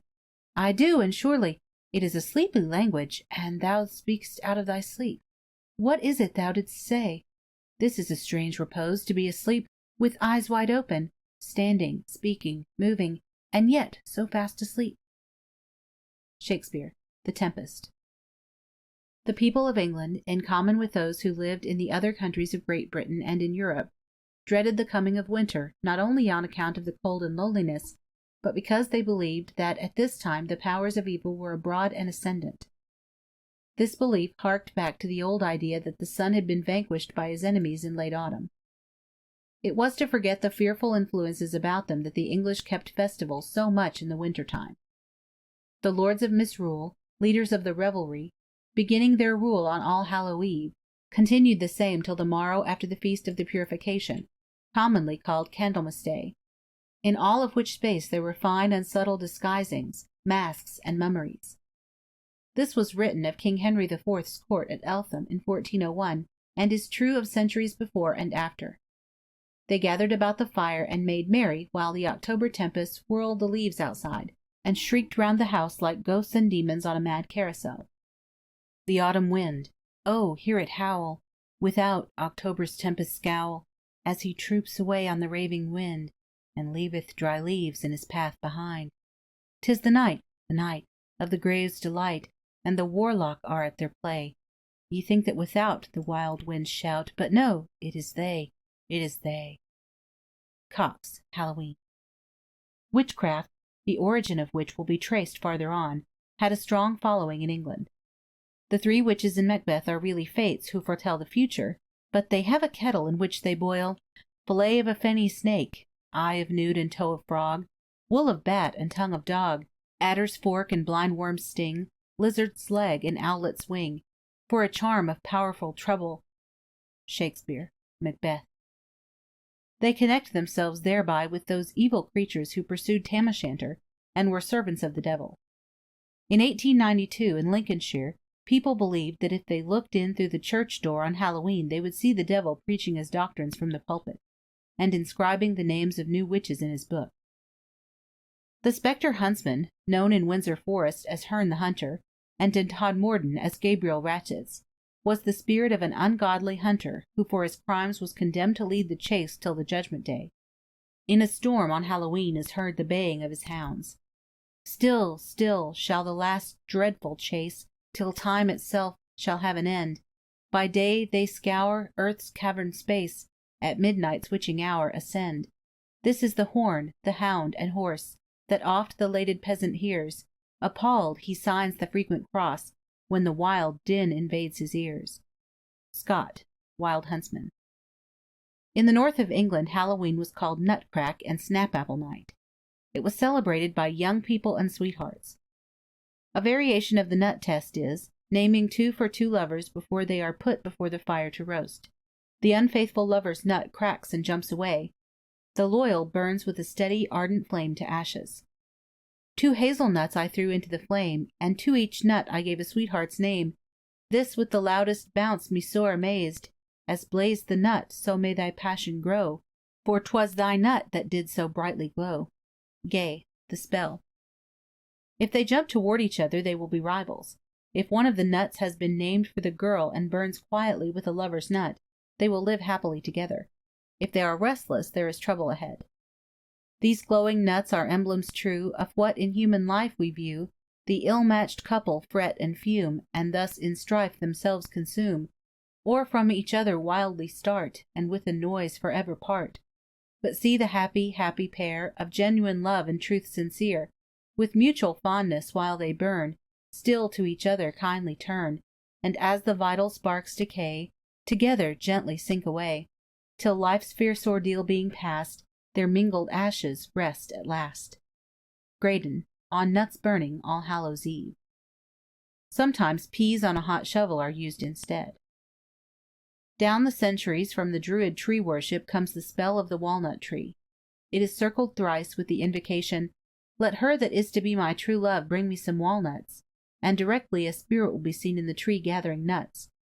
Last Hallow Eve I sought a walnut tree, in hope my true love's face that I might see. 3 times I called, 3 times I walked apace, then in the tree I saw my true love's face. Gay, Pastorals. The seeds of apples were used in many trials. 2 stuck on cheeks or eyelids indicated by the time they clung the faithfulness of the friends named for them. See from the core 2 kernels brown I take. This on my cheek for lubberkin is worn, and booby clod on t'other side is born. But booby clod soon drops upon the ground, a certain token that his love's unsound, while lubberkin sticks firmly to the last. Oh, were his lips to mine but joined so fast! In a tub float stemless apples, to be seized by the teeth of him desirous of having his love returned. If he is successful in bringing up the apple, his love affair will end happily. The rosy apples bobbing upon the mimic sea, 'tis tricksy and elusive, and glides away from me. One moment it is dreaming beneath the candle's glare, then over wave and eddy it glances here and there. And when at last I capture the prize with joy aglow, I sigh, may I this sunshine of golden rapture know, when I essay to gather, in all her witchery, love's sweetest rosy apple on love's uncertain sea. Munkittrick, Hallowe'en Wish. An apple is peeled all in one piece, and the paring swung 3 times round the head and dropped behind the left shoulder. If it does not break, and is looked at over the shoulder, it forms the initial of the true sweetheart's name. I pare this pippin round and round again, my sweetheart's name to flourish on the plain. I fling the unbroken paring over my head, a perfect L upon the ground is read. Gay, Pastorals. In the north of England was a unique custom, the scadding of peas. A pea pod was slit, a bean pushed inside, and the opening closed again. The full pods were boiled, and a portion to be shelled and the peas eaten with butter and salt. The one finding the bean on his plate would be married first. Gay records another test with peas which is like the final trial made with kale stalks. As peas cods once I plucked I chanced to see one that was closely filled with 3 times 3, which when I cropped I safely home conveyed, and o'er the door the spell in secret laid. The latch moved up, when who should first come in, but in his proper person, Lubberkin. Gay, Pastorals. Candles, relics of the sacred fire, play an important part everywhere on Hallowe'en. In England, too, the lighted candle and the apple were fastened to the stick, and as it whirled, each person in turn sprang up and tried to bite the apple, or catch the elusive apple with a bound, as with the taper it flew whizzing round. This was a rough game, more suited to boys' frolic than the ghostly divinations that preceded it. Those with energy to spare found material to exercise it on. In an old book there is a picture of a youth sitting on a stick placed across two stools. On one end of the stick is a lighted candle from which he is trying to light another in his hand.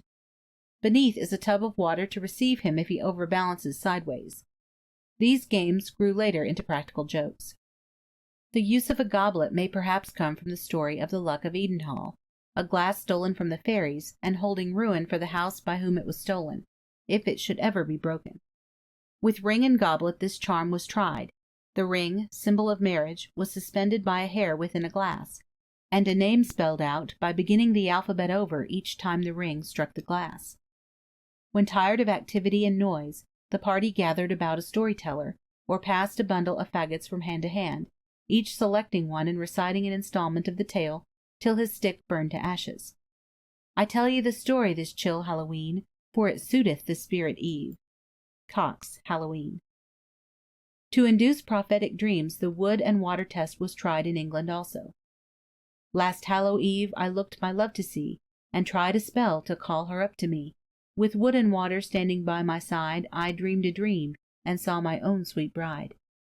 Gay, Pastorals. Though Hallowe'en is decidedly a country festival, in the 17th century young gentlemen in London chose a master of the revels, and held masques and dances with their friends on this night. In central and southern England the ecclesiastical side of Hallowtide is stressed. Bread or cake has, till recently, 1898, been as much a part of Halloween preparations as plum pudding at Christmas. Probably this originated from an autumn baking of bread from the new grain. In Yorkshire, each person gets a triangular seed cake, and the evening is called cake night. Wife, sometime this week, if the weather hold clear, an end of wheat sowing we make for this year. Remember you therefore, though I do it not, the seed cakes, the pasties, and the fermenty pot. Tusser, 500 Points of Good Husbandry, 1580. Cakes appear also at the Vigil of All Souls, the next day. At a gathering they lie in a heap for the guests to take. In return they are supposed to say prayers for the dead. A soul cake, have mercy on all Christian souls for a soul cake. Old saying. The poor in Staffordshire and Shropshire went about singing for soul cakes or money, promising to pray and to spend the alms in masses for the dead. The cakes were called soul mass or somas cakes. Soul, soul for a soul cake. Pray, good mistress, for a soul cake. 1 for Peter, 2 for Paul, 3 for them who made us all. Notes and queries. In Dorsetshire, Halloween was celebrated by the ringing of bells in memory of the dead. King Henry VIII and later Queen Elizabeth issued commands against this practice. In Lancashire, the early 19th century people used to go about begging for candles to drive away the gatherings of witches. If the lights were kept burning till midnight, no evil influence could remain near. In Derbyshire, central England, torches of straw were carried about the stacks on All Souls' Eve, not to drive away evil spirits as in Scotland, but to light souls through purgatory. Like the Bretons, the English have the superstition that the dead return on Halloween. Why do you wait at your door, woman, alone in the night? I am waiting for one who will come, stranger, to show him a light. He will see me afar on the road and be glad at the sight. Have you no fear in your heart, woman, to stand there alone? There is comfort for you and kindly content beside the hearthstone. But she answered, No rest can I have till I welcome my own. Is it far he must travel to-night, this man of your heart? Strange lands that I know not, and pitiless seas have kept us apart, and he travels this night to his home, without guide, without chart. And has he companions to cheer him? Ay, many, she said. The candles are lighted, the hearthstones are swept, the fires grow red. We shall welcome them out of the night, our homecoming dead. Let's. Halloween. End of Section 9, Chapter 10, Halloween Beliefs and Customs in Wales. In Wales, the custom of fires persisted from the time of the Druid festival days longer than in any other place. First, sacrifices were burned in them. Then, instead of being burned to death, the creatures merely passed through the fire. and with the rise of Christianity fire was thought to be a protection against the evil power of the same gods. Pontypridd, in South Wales, was the Druid religious centre of Wales.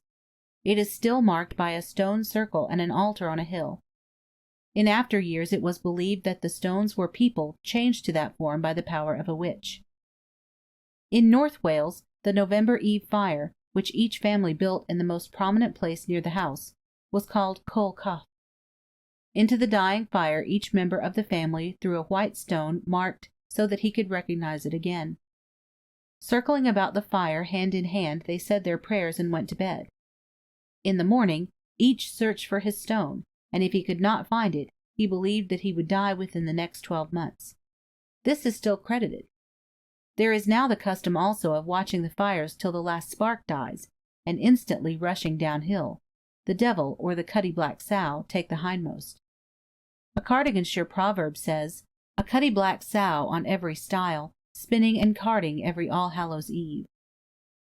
November Eve was called Nos Galan Goth, the night of the winter calends, that is, the night before the first day of winter. To the Welsh it was New Year's Eve. Welsh fairy traditions resemble that in the nearby countries. There is an old story of a man who lay down to sleep inside a fairy ring, a circle of greener grass where the fairies danced by night. The fairies carried him away and kept him 7 years, and after he had been rescued from them he would neither eat nor speak. In the sea was the other world, a green fairy island reposing in sunlight and beauty on ocean's calm breast. Harry, Welsh Melodies. This was the abode of the Druids, and hence of all supernatural beings, who were something betwixt heaven and hell, something that neither stood nor fell. Scott, The Monastery. As in other countries, the fairies or pixies are to be met at crossroads, where happenings, such as funerals, may be witnessed weeks before they really occur. At the Hallow Eve, supper parsnips and cakes are eaten, and nuts and apples roasted. A puzzling pig holds the ale. In the rim are 3 holes that seem merely ornamental. They are connected with the bottom of the jug by pipes through the handle, and the unwitting toper is well drenched unless he is clever enough to see that he must stop up 2 of the holes and drink through the 3rd. Spells are tried in Wales too with apples and nuts. There is ducking and snapping for apples. Nuts are thrown into the fire, denoting prosperity if they blaze brightly, misfortune if they pop, or smolder and turn black. Old Pally threw on a nut. It flickered and then blazed up. Maggie tossed one into the fire. It smoldered and gave no light. Marks, All Hallows Honeymoon. Fate is revealed by the 3 luggies and the ball of yarn thrown out of the window, Scotch and Irish charms. The leek takes the place of the cabbage in Scotland. Since King Cadwallo decorated his soldiers with leeks for their valour in a battle by a leek garden, they have been held in high esteem in Wales. A girl sticks a knife among leeks at Halloween and walks backward out of the garden. She returns later to find that her future husband has picked up the knife and thrown it into the center of the leek bed. Taking 2 long-stemmed roses, a girl goes to her room in silence. She twines the stems together, naming one for her sweetheart and the other for herself, and thinking this rhyme. Twine, twine, and intertwine, let his love be wholly mine. If his heart be kind and true, deeper grows his rose's hue. She can see, by watching closely, her lover's rose grow darker. The sacred ash figures in one charm. The party of young people seek an even-leaved sprig of ash. The first who finds one calls out Cinnaver. If a boy calls out first, the first girl who finds another perfect shoot bears the name of the boy's future wife. Dancing and singing to the music of the harp close the evening. Instead of leaving stones in the fire to determine who are to die, people now go to church to see by the light of a candle held in the hand the spirits of those marked for death, or to hear the names called. The wind, blowing over the feet of the corpses, howls about the doors of those who will not be alive next Halloween. On the eve of All Saints' Day, 24 hours after Halloween, children in eastern Wales go from house to house singing for an apple or a pear, a plum or a cherry, or any good thing to make us merry. It is a time when charity is freely given to the poor. On this night and the next day fires are burned, as in England, to light souls through purgatory, and prayers are made for a good wheat harvest next year by the Welsh, who keep the forms of religion very devoutly. End of section 10. Chapter 11. Halloween Beliefs and Customs in Brittany and France. The Celts had been taught by their priests that the soul is immortal. When the body died, the spirit passed instantly into another existence in a country close at hand.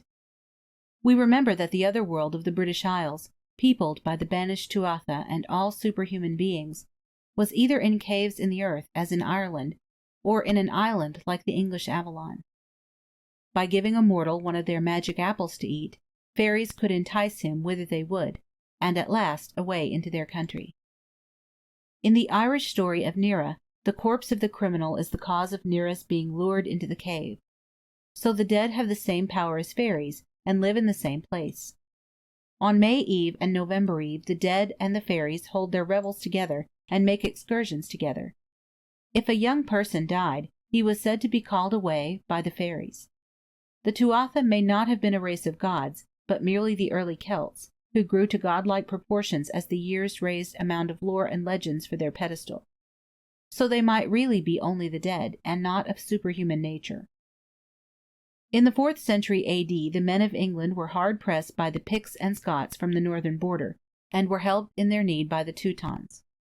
When this tribe saw the fair country of the Britons, they decided to hold it for themselves.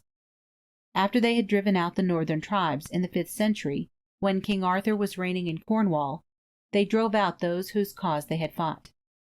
So the Britons were scattered to the mountains of Wales, to Cornwall, and across the Channel to Armorica, a part of France, which they named Brittany after their homeland. In Lower Brittany, out of the zone of French influence, a language something like Welsh or Old British is still spoken, and many of the Celtic beliefs were retained more untouched than in Britain, not clear of paganism till the 17th century. Here especially did Christianity have to adapt the old belief to her own ends. Gaul, as we have seen from Caesar's account, had been one of the chief seats of Druidical belief. The religious center was Carnutes, now Chartrain. The rites of sacrifice survived in the same forms as in the British Isles. In the field of Duc-Sèvres, fires were built of stubble, ferns, leaves, and thorns, and the people danced about them and burned nuts in them. On St. John's Day, animals were burned in the fires to secure the castle from disease. This was continued down into the 17th century. The pagan belief that lasted the longest in Brittany, and is by no means dead yet, was the cult of the dead. Caesar said that the Celts of Gaul traced their ancestry from the god of death, whom he called Dispater.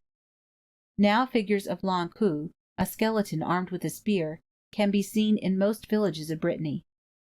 This mindfulness of death was strengthened by the sight of the prehistoric cairns of stones on hilltops, the ancient altars of the Druids, and dolmens, formed of one flat rock resting like a roof on two others set up on end with a space between them, ancient tombs, and by the Bretons being cut off from the rest of France by the nature of the country, and shut in among the uplands, black and misty in November, and blown over by chill Atlantic winds.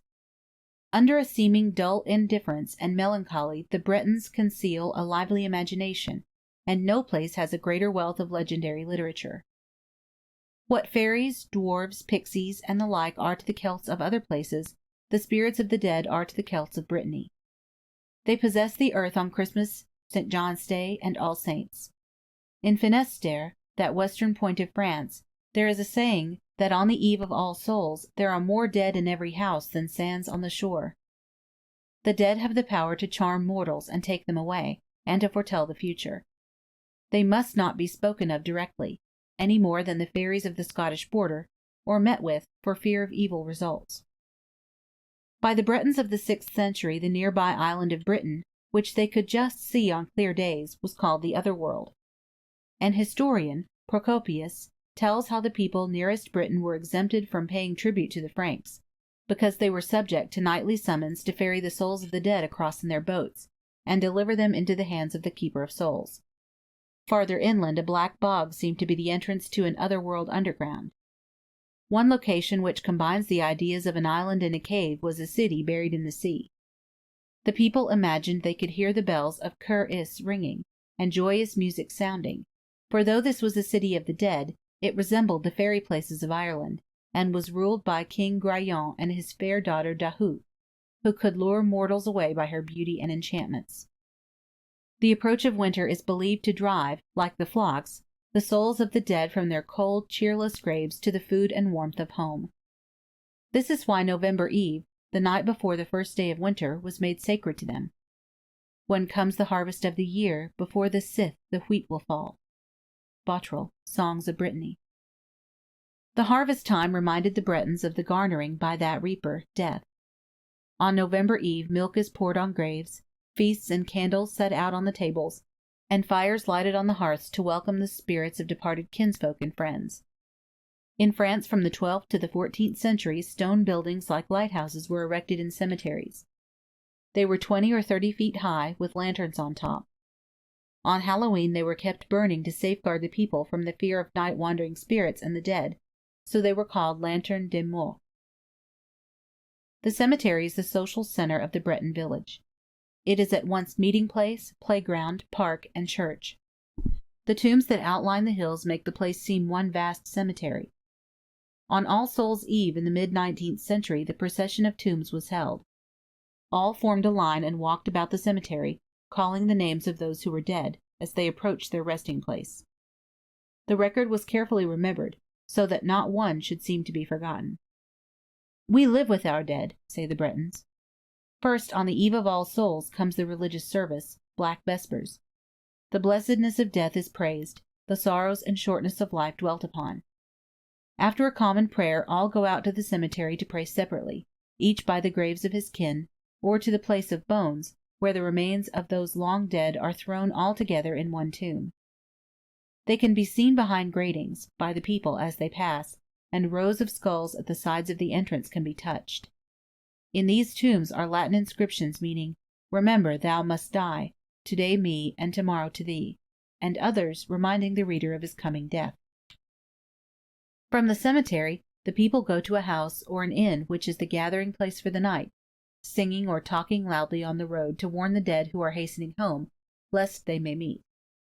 Reunions of families take place on this night, in the spirit of the Roman feast of the dead, the Feralia, of which Ovid wrote, "After the visit to the tombs and to the ancestors who are no longer with us, it is pleasant to turn towards the living. After the loss of so many, it is pleasant to behold those who remain of our blood, and to reckon up the generations of our descendants." A toast is drunk to the memory of the departed. The men sit about the fireplace smoking or weaving baskets, the women apart, knitting or spinning by the light of the fire and one candle. The children play with their gifts of apples and nuts. As the hour grows later, and mysterious noises begin to be heard about the house, and a curtain sways in a draught, the thoughts of the company already centered upon the dead find expression in words, and each has a tale to tell of an adventure with some friend or enemy who has died. The dead are thought to take up existence where they left it off, working at the same trades, remembering their old debts, likes, and dislikes, even wearing the same clothes they wore in life. Most of them stay not in some distant, definite other world, but frequent the scenes of their former life.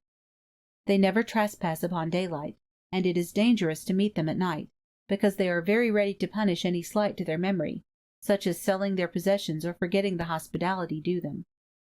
Lankou will come to get a supply of shavings if the coffins are not lined with them, to make a softer resting place for the dead bodies. The lively Celtic imagination turns the merest coincidence into an encounter with the spirit, and the poetic temperament of the narrators clothes the stories with vividness and mystery. They tell how the presence of a ghost made the midsummer air so cold that even wood did not burn, and of groans and footsteps underground as long as the ghost is displeased with what his relatives are doing. Just before midnight, a bellman goes about the streets to give warning of the hour when the spirits will arrive. They will sit where we sat, and will talk of us as we talked of them. In the grey of the morning only will they go away. Le Braz, Night of the Dead. The supper for the souls is then set out. The poor who live in the mountains have only black corn, milk, and smoked bacon to offer, but it is given freely. Those who can afford it spread on a white cloth dishes of clotted milk, hot pancakes, and mugs of cider. After all have retired to lie with both eyes shut tight lest they see one of the ghosts, death singers make their rounds, chanting under the windows, "You are comfortably lying in your bed, but with the poor dead it is otherwise. You are stretched softly in your bed, while the poor souls are wandering abroad. A white sheet and 5 planks, a bundle of straw beneath the head, 5 feet of earth above, are all the worldly goods we own. Lebras, Night of the Dead. The tears of their departed friends disturb the comfort of the dead, and sometimes they appear to tell those in sorrow that their shrouds are always wet from the tears shed on their graves. Wakened by the dirge of the death singers, the people rise and pray for the souls of the departed. Divination has little part in the annals of the evening, but one in Finisterre is recorded. 25 new needles are laid in a dish and named, and water is poured upon them. Those who cross are enemies. In France is held a typical continental celebration of All Saints and All Souls. On October 31st, the children go asking for flowers to decorate the graves and to adorn the church. At night, bells ring to usher in All Saints. On the day itself, the churches are decorated gaily with flowers, candles, and banners, and a special service is held. On the 2nd day of November, the light and color give way to black drapings, funeral songs, and prayers. End of section 11. Chapter 12. The Teutonic Religion. Witches. The Teutons, that race of northern peoples called by the Romans barbarians, comprised the Goths and Vandals who lived in Scandinavia, and the Germans who dwelt north of Italy and east of Gaul. The nature of the northern country was such that the people could not get a living by peaceful agriculture. So it was natural that in the intervals of cattle tending they should explore the seas all about, and ravage neighboring lands. The Romans and Gauls experienced this in the centuries just before and after Christ, and England from the 8th to the 10th centuries. Such a life made the Norsemen adventurous, hardy, warlike, independent, and quick of action, while the Celts were by nature more slothful and fond of peaceful social gatherings, though of quicker intellect and wit. Like the Greeks and Romans, the Teutons had 12 gods and goddesses, among whom were Odin or Wotan, the king and his wife Freya, queen of beauty and love. Idun guarded the apples of immortality, which the gods ate to keep them eternally young. The chief difference in Teutonic mythology was the presence of an evil god, Loki. Like Vulcan, Loki was a god of fire. Like him, Loki was lame because he had been cast out of heaven. Loki was always plotting against the other gods, as Lucifer, after being banished from heaven by God, plotted against him and his people and became Satan, the enemy. Him the almighty power hurled headlong, flaming from the ethereal sky, with hideous ruin and combustion down to bottomless perdition, there to dwell in adamantine chains and penal fire, who durst defy the omnipotent to arms. Milton, Paradise Lost. It was this god of evil in Teutonic myth who was responsible for the death of the bright, beautiful sun god, Balder. Mistletoe was the only thing in the world which had not sworn to harm Balder. Loki knew this, and gave a twig of mistletoe to Balder's blind brother, Hoder, and Hoder cast it at Balder and unwittingly slew him. Vali, a younger brother of Balder, avenged him by killing Hoder. Hoder is darkness and Balder light. They are brothers. The light falls a victim to blind darkness, who reigns until a younger brother, the son of the next day, rises to slay him in turn. Below these gods, all nature was peopled with divinities. There were elves of 2 kinds, black elves called trolls, who were frost spirits, and guarded treasure seeds in the ground, and white elves, who lived in mid-heaven and danced on the earth in fairy rings, where a mortal entering died. Will-o'-the-wisps hovered over swamps to mislead travelers, and jack-o'-lanterns, the spirits of murderers, walked the earth near the places of their crimes. The other worlds of the Teutons were Valhalla, the abode of the heroes whom death had found on the battlefield, and Niflheim, the misty realm, secure from the cold outside, ruled over by Queen Hel. Valkyries, warlike women who rode through the air on swift horses, seized the heroes from the field of slaughter, and took them to the halls of Valhalla, where they enjoyed daily combats, long feasts, and drinking bouts, music and storytelling. The sacred tree of the Druids was the oak, that of the Teutonic priests the ash. The flat disk of the earth was believed to be supported by a great ash tree, Yggdrasil, guarded by 3 fates, was, will, and shall be. An ash I know standing, named Yggdrasil, a stately tree sprinkled with water the purest. Thence come the dewdrops that fall in the dales. Ever blooming it stands over the Urdar fountain. Völuspá Saga, Blackwell translation.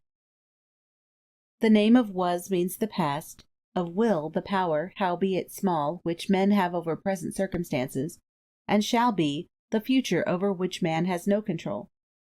Burda, the name of the latter, gives us the word weird, which means fate or fateful.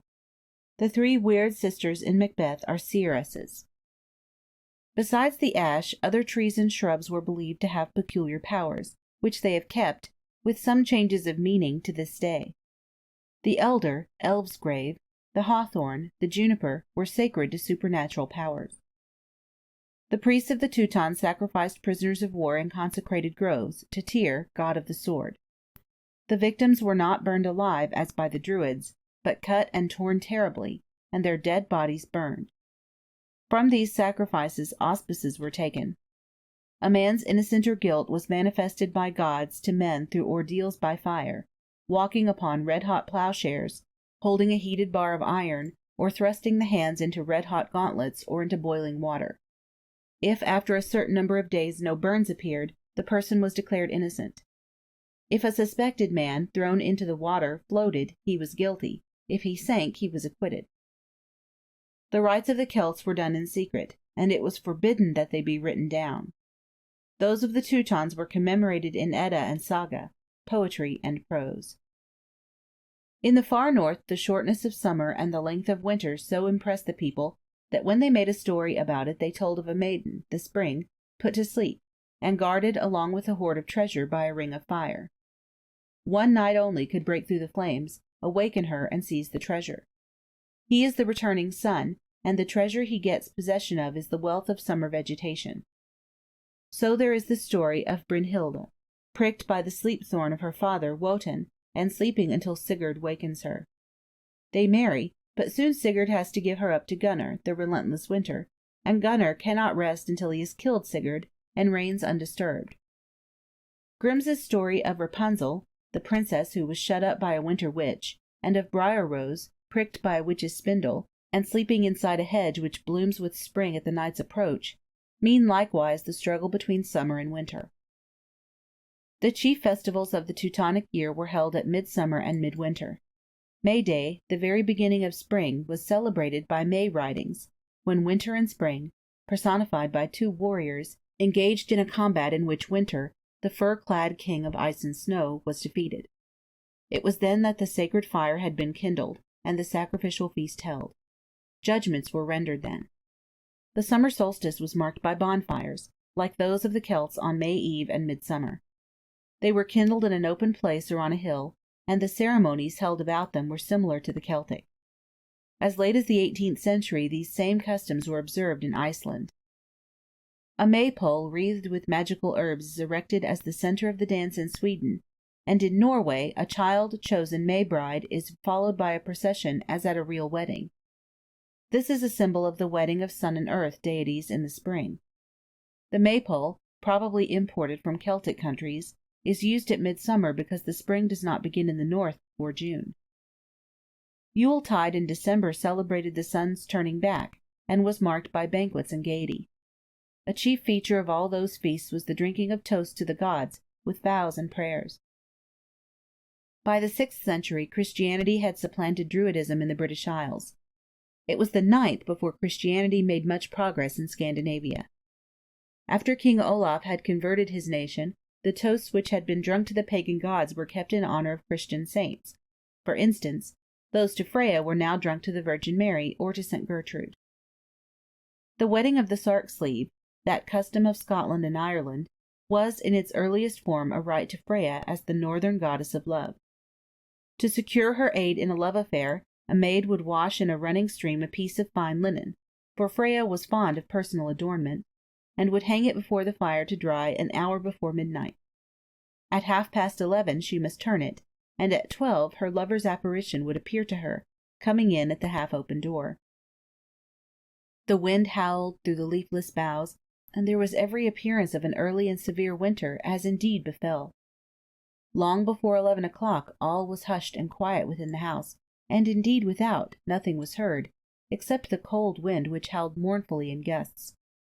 The house was an old farmhouse, and we sat in the large kitchen with its stone floor, awaiting the first stroke of the 11th hour. It struck at last, and then, all pale and trembling, we hung the garment before the fire, which we had piled up with wood, and set the door ajar, for that was an essential point. The door was lofty and opened upon the farmyard, through which there was a kind of thoroughfare, very seldom used, it is true, and at each end of it there was a gate by which wayfarers occasionally passed to shorten the way. There we sat without speaking a word, shivering with cold and fear, listening to the clock, which went slowly, tick, tick, and occasionally starting as the door creaked on its hinges, or a half-burnt billet fell upon the hearth. My sister was ghastly white, as white as the garment which was drying before the fire. And now half an hour had elapsed, and it was time to turn. This we did, I and my sister, without saying a word, and then we again sank on our chairs on either side of the fire. I was tired, and as the clock went tick-a-tick, I began to feel myself dozing. I did doze, I believe. All of a sudden I sprang up. The clock was striking 1, 2, but ere it could give the third chime, mercy upon us! We heard the gate slam to with a tremendous noise. Well, and what happened then? Happened? Before I could recover myself, my sister had sprung to the door, and both locked and bolted it. The next moment she was in convulsions. I scarcely knew what happened, and yet it appeared to me for a moment that something pressed against the door with a low moaning sound. Whether it was the wind or not, I can't say. I shall never forget that night. About 2 hours later my father came home. He had been set upon by a highwayman whom he beat off. Borrow, Lavengro. Freya and Odin especially had power over the souls of the dead. When Christianity turned all the old gods into spirits of evil, these two were accused especially of possessing unlawful learning, as having knowledge of the hidden matters of death. This unlawful wisdom is the first accusation that has always been brought against witches. A mirror is often used to contain it. Such are the crystals of the astrologers and the looking-glasses which on Hallowe'en materialize wishes. From that time in the Middle Ages when witches were first heard of, it has nearly always been women who were accused. Women, for the most part, were the priests in the old days. It was a woman to whom Apollo at Delphi breathed his oracles. In all times it has been women who plucked herbs and concocted drinks of healing and refreshment.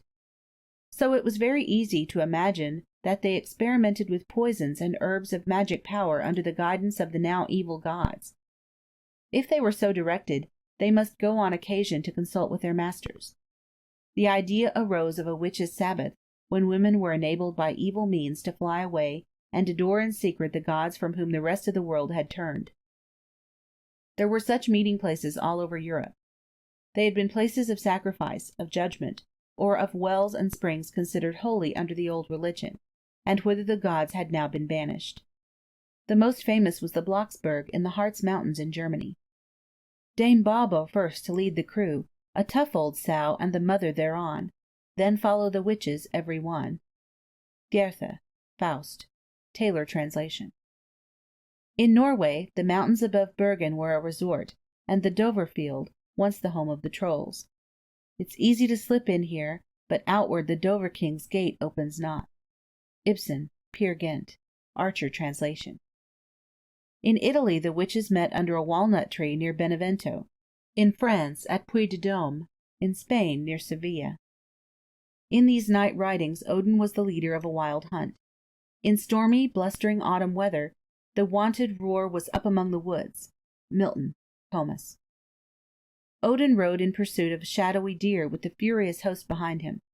A ghostly huntsman of a later age was Dietrich von Bern, doomed to hunt till the Judgment Day. Frau Venus in Wagner's Tannhauser held her revels in an underground place in the Horselberg in Thuringia, Germany.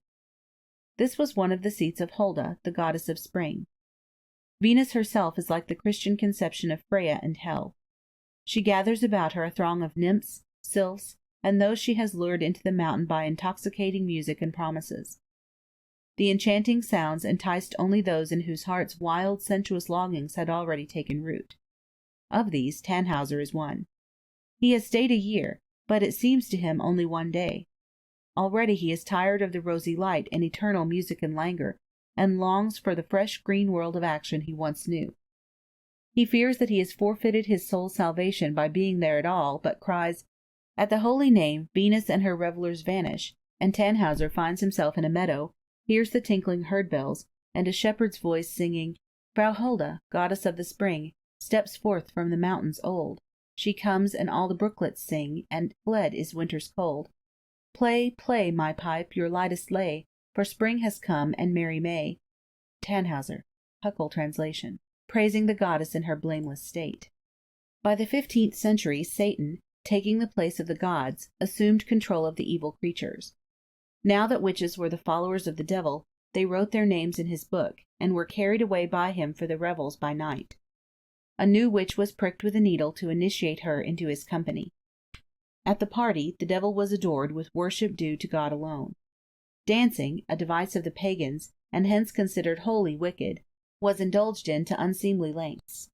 In 1883 in Sweden it was believed that dances were held about the sanctuaries of the ancient gods, and that whoever stopped to watch were caught by the dancers and whirled away. If they profaned holy days by this dancing, they were doomed to keep it up for a year.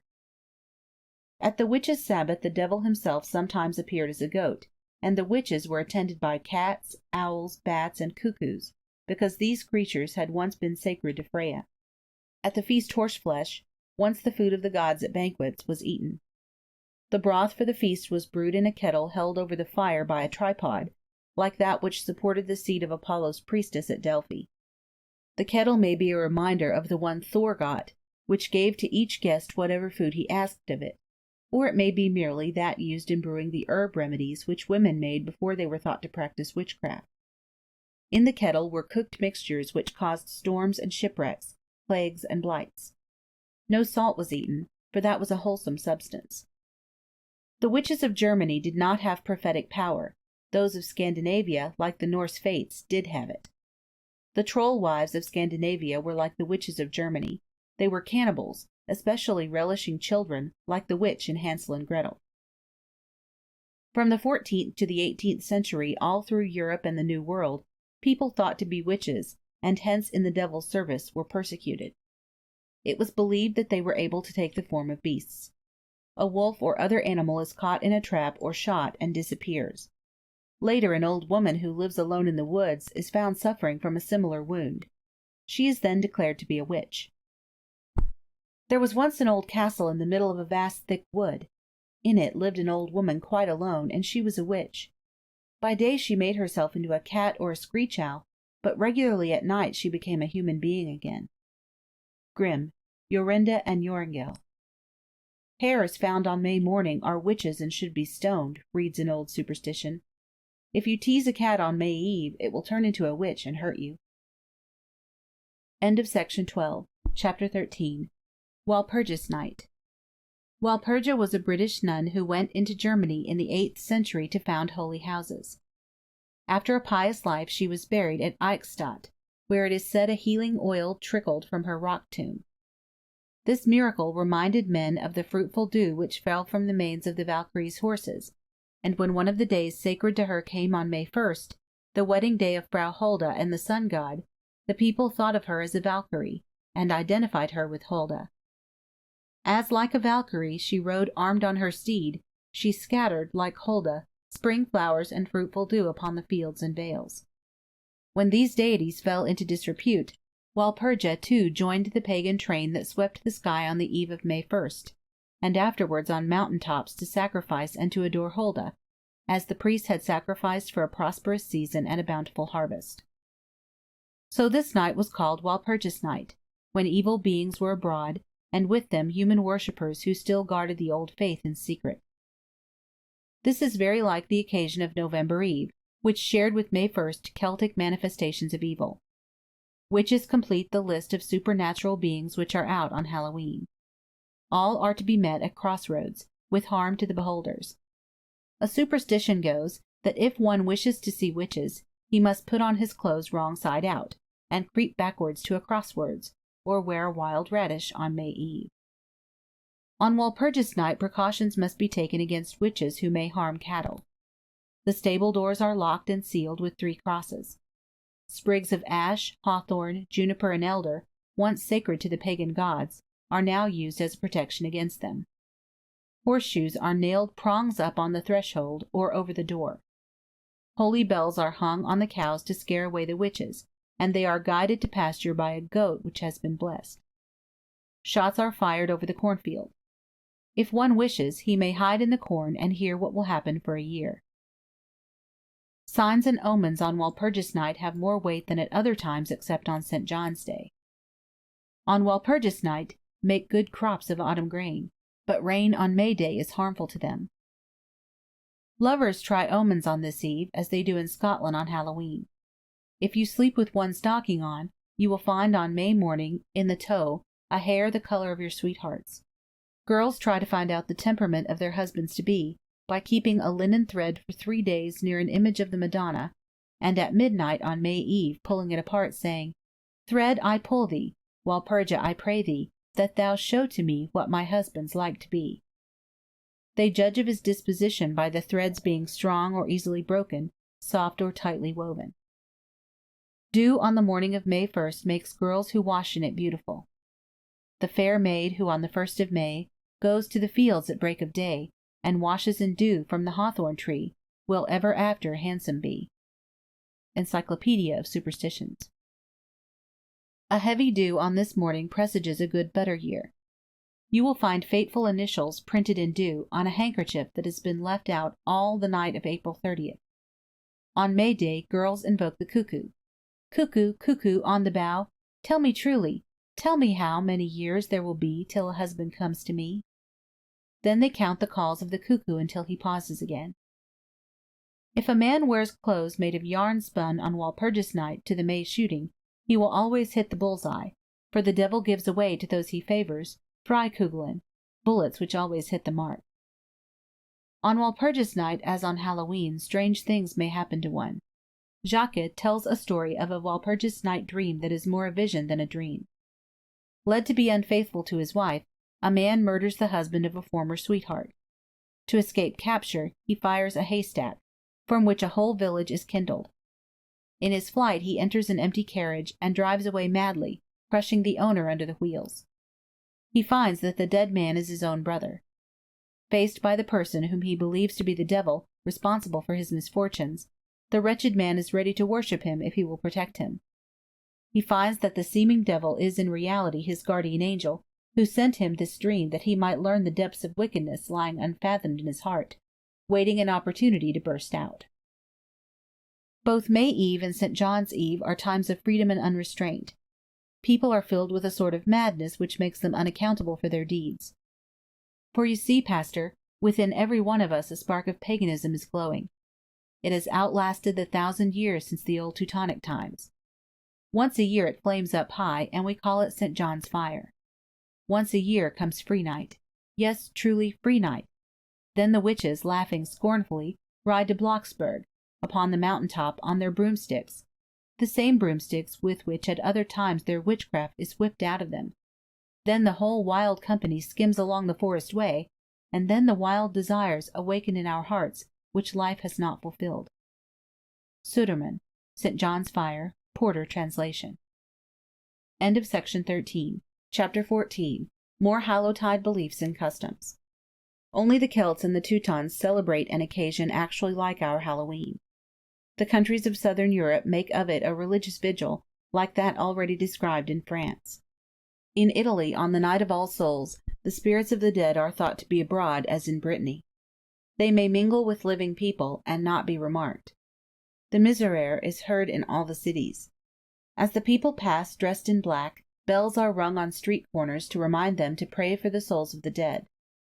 In Naples, the skeletons in the funeral vaults are dressed up, and the place visited on All Souls' Day. In Salerno, before the people go to the all-night service at church, they set out a banquet for the dead. If any food is left in the morning, evil is in store for the house. Hark, hark to the wind! 'Tis the night, they say, when all souls come back from the far away. The dead forgotten this many a day, and the dead remembered, aye, long and well, and the little children whose spirits dwell in God's green garden of asphodel. Have you reached the country of all content, O souls we know since the day you went from this time-worn world where your years were spent? Would you come back to the sun and the rain, the sweetness, the strife, the thing we call pain, and then unravel life's tangle again? I lean to the dark. Hush! Was it a sigh? Or the painted vine leaves that rustled by? Or only a night bird's echoing cry? Sherd, Hallowe'en. In Malta, bells are rung and prayers said, and mourning worn on All Souls' Day. Graves are decorated and the inscriptions on tombs read and reread. For the poor is prepared an All Souls' dinner, as cakes are given to the poor in England and Wales. The custom of decorating graves with flowers and offering flowers to the dead comes from the crowning of the dead by the ancients with short-lived blooms, to signify the brevity of life. In Spain, at dark on Halloween, cakes and nuts are laid on graves to bribe the spirits not to disturb the vigils of the saints. In Germany, the graves of the dead are decorated with flowers and lights on the 1st and 2nd of November. To drive away ghosts from a church, a key or wand must be struck 3 times against a bier. An All Souls divination in Germany is a girl's going out and asking the first young man she meets his name. Her husband's will be like it. If she walks thrice about a church and makes a wish, she will see it fulfilled. Belgian children build shrines in front of their homes with figures of the Madonna and candles, and beg for money to buy cakes. As many cakes as one eats, so many souls he frees from purgatory. The races of northern Europe believed that the dead returned, and were grieved at the lamentations of their living relatives. The same belief was found in Brittany and among the American Indians. Think of this, O Hiawatha, speak of it to all the people, that henceforward and forever they no more with lamentations sadden souls of the departed on the islands of the blessed. Longfellow, Hiawatha. The Chinese fear the dead and the dragons of the air. They devote the first 3 weeks of April to visiting the graves of their ancestors and laying baskets of offerings on them. The great dragon, Feng Shin, flies scattering blessings upon the houses. His path is straight unless he meets with some building. Then he turns aside, and the owner of the too lofty edifice misses the blessing. At Nikko, Japan, where there are many shrines to the spirits of the dead, masques are held to entertain the ghosts who return on Midsummer Day. Every street is lined with lighted lanterns, and the spirits are sent back to the other world in straw boats lit with lanterns, and floated down the river. To see ghosts in Japan, one must put 100 rushlights into a large lantern, and repeat 100 lines of poetry, taking 1 light out at the end of each line, or go out into the dark with 1 light and blow it out. Ghosts are identified with witches. They come back especially on moonlit nights. On moonlight nights, when the coast wind whispers in the branches of the tree, Omatsu and Tioyo may sometimes be seen, with bamboo rakes in their hands, gathering together the needles of the fir. Rinder, Great Fir Tree of Takasago. There is a Chinese saying that a mirror is the soul of a woman. A pretty story is told of a girl whose mother, before she died, gave her a mirror, saying, "Now, after I am dead, if you think longingly of me, take out the thing that you will find inside this box and look at it. When you do so, my spirit will meet yours, and you will be comforted." When she was lonely or her stepmother was harsh with her, the girl went to her room and looked earnestly into the mirror. She saw there only her own face, but it was so much like her mother's that she believed it was hers indeed, and was consoled. When the stepmother learned what it was her daughter cherished so closely, her heart softened toward the lonely girl, and her life was made easier. By the Arabs, spirits were called jinns or genii. They came from fire, and looked like men or beasts. They might be good or evil, beautiful or horrible, and could disappear from mortal sight at will. Nights when they went abroad, it behooved men to stay under cover. "Ha! They are on us, close without. Shut tight the shelter where we lie. With hideous din the monster rout. Dragon and vampire fill the sky." Hugo, The Jinns. End of section 14. Chapter 15. Halloween in America. In colonial days, Halloween was not celebrated much in America.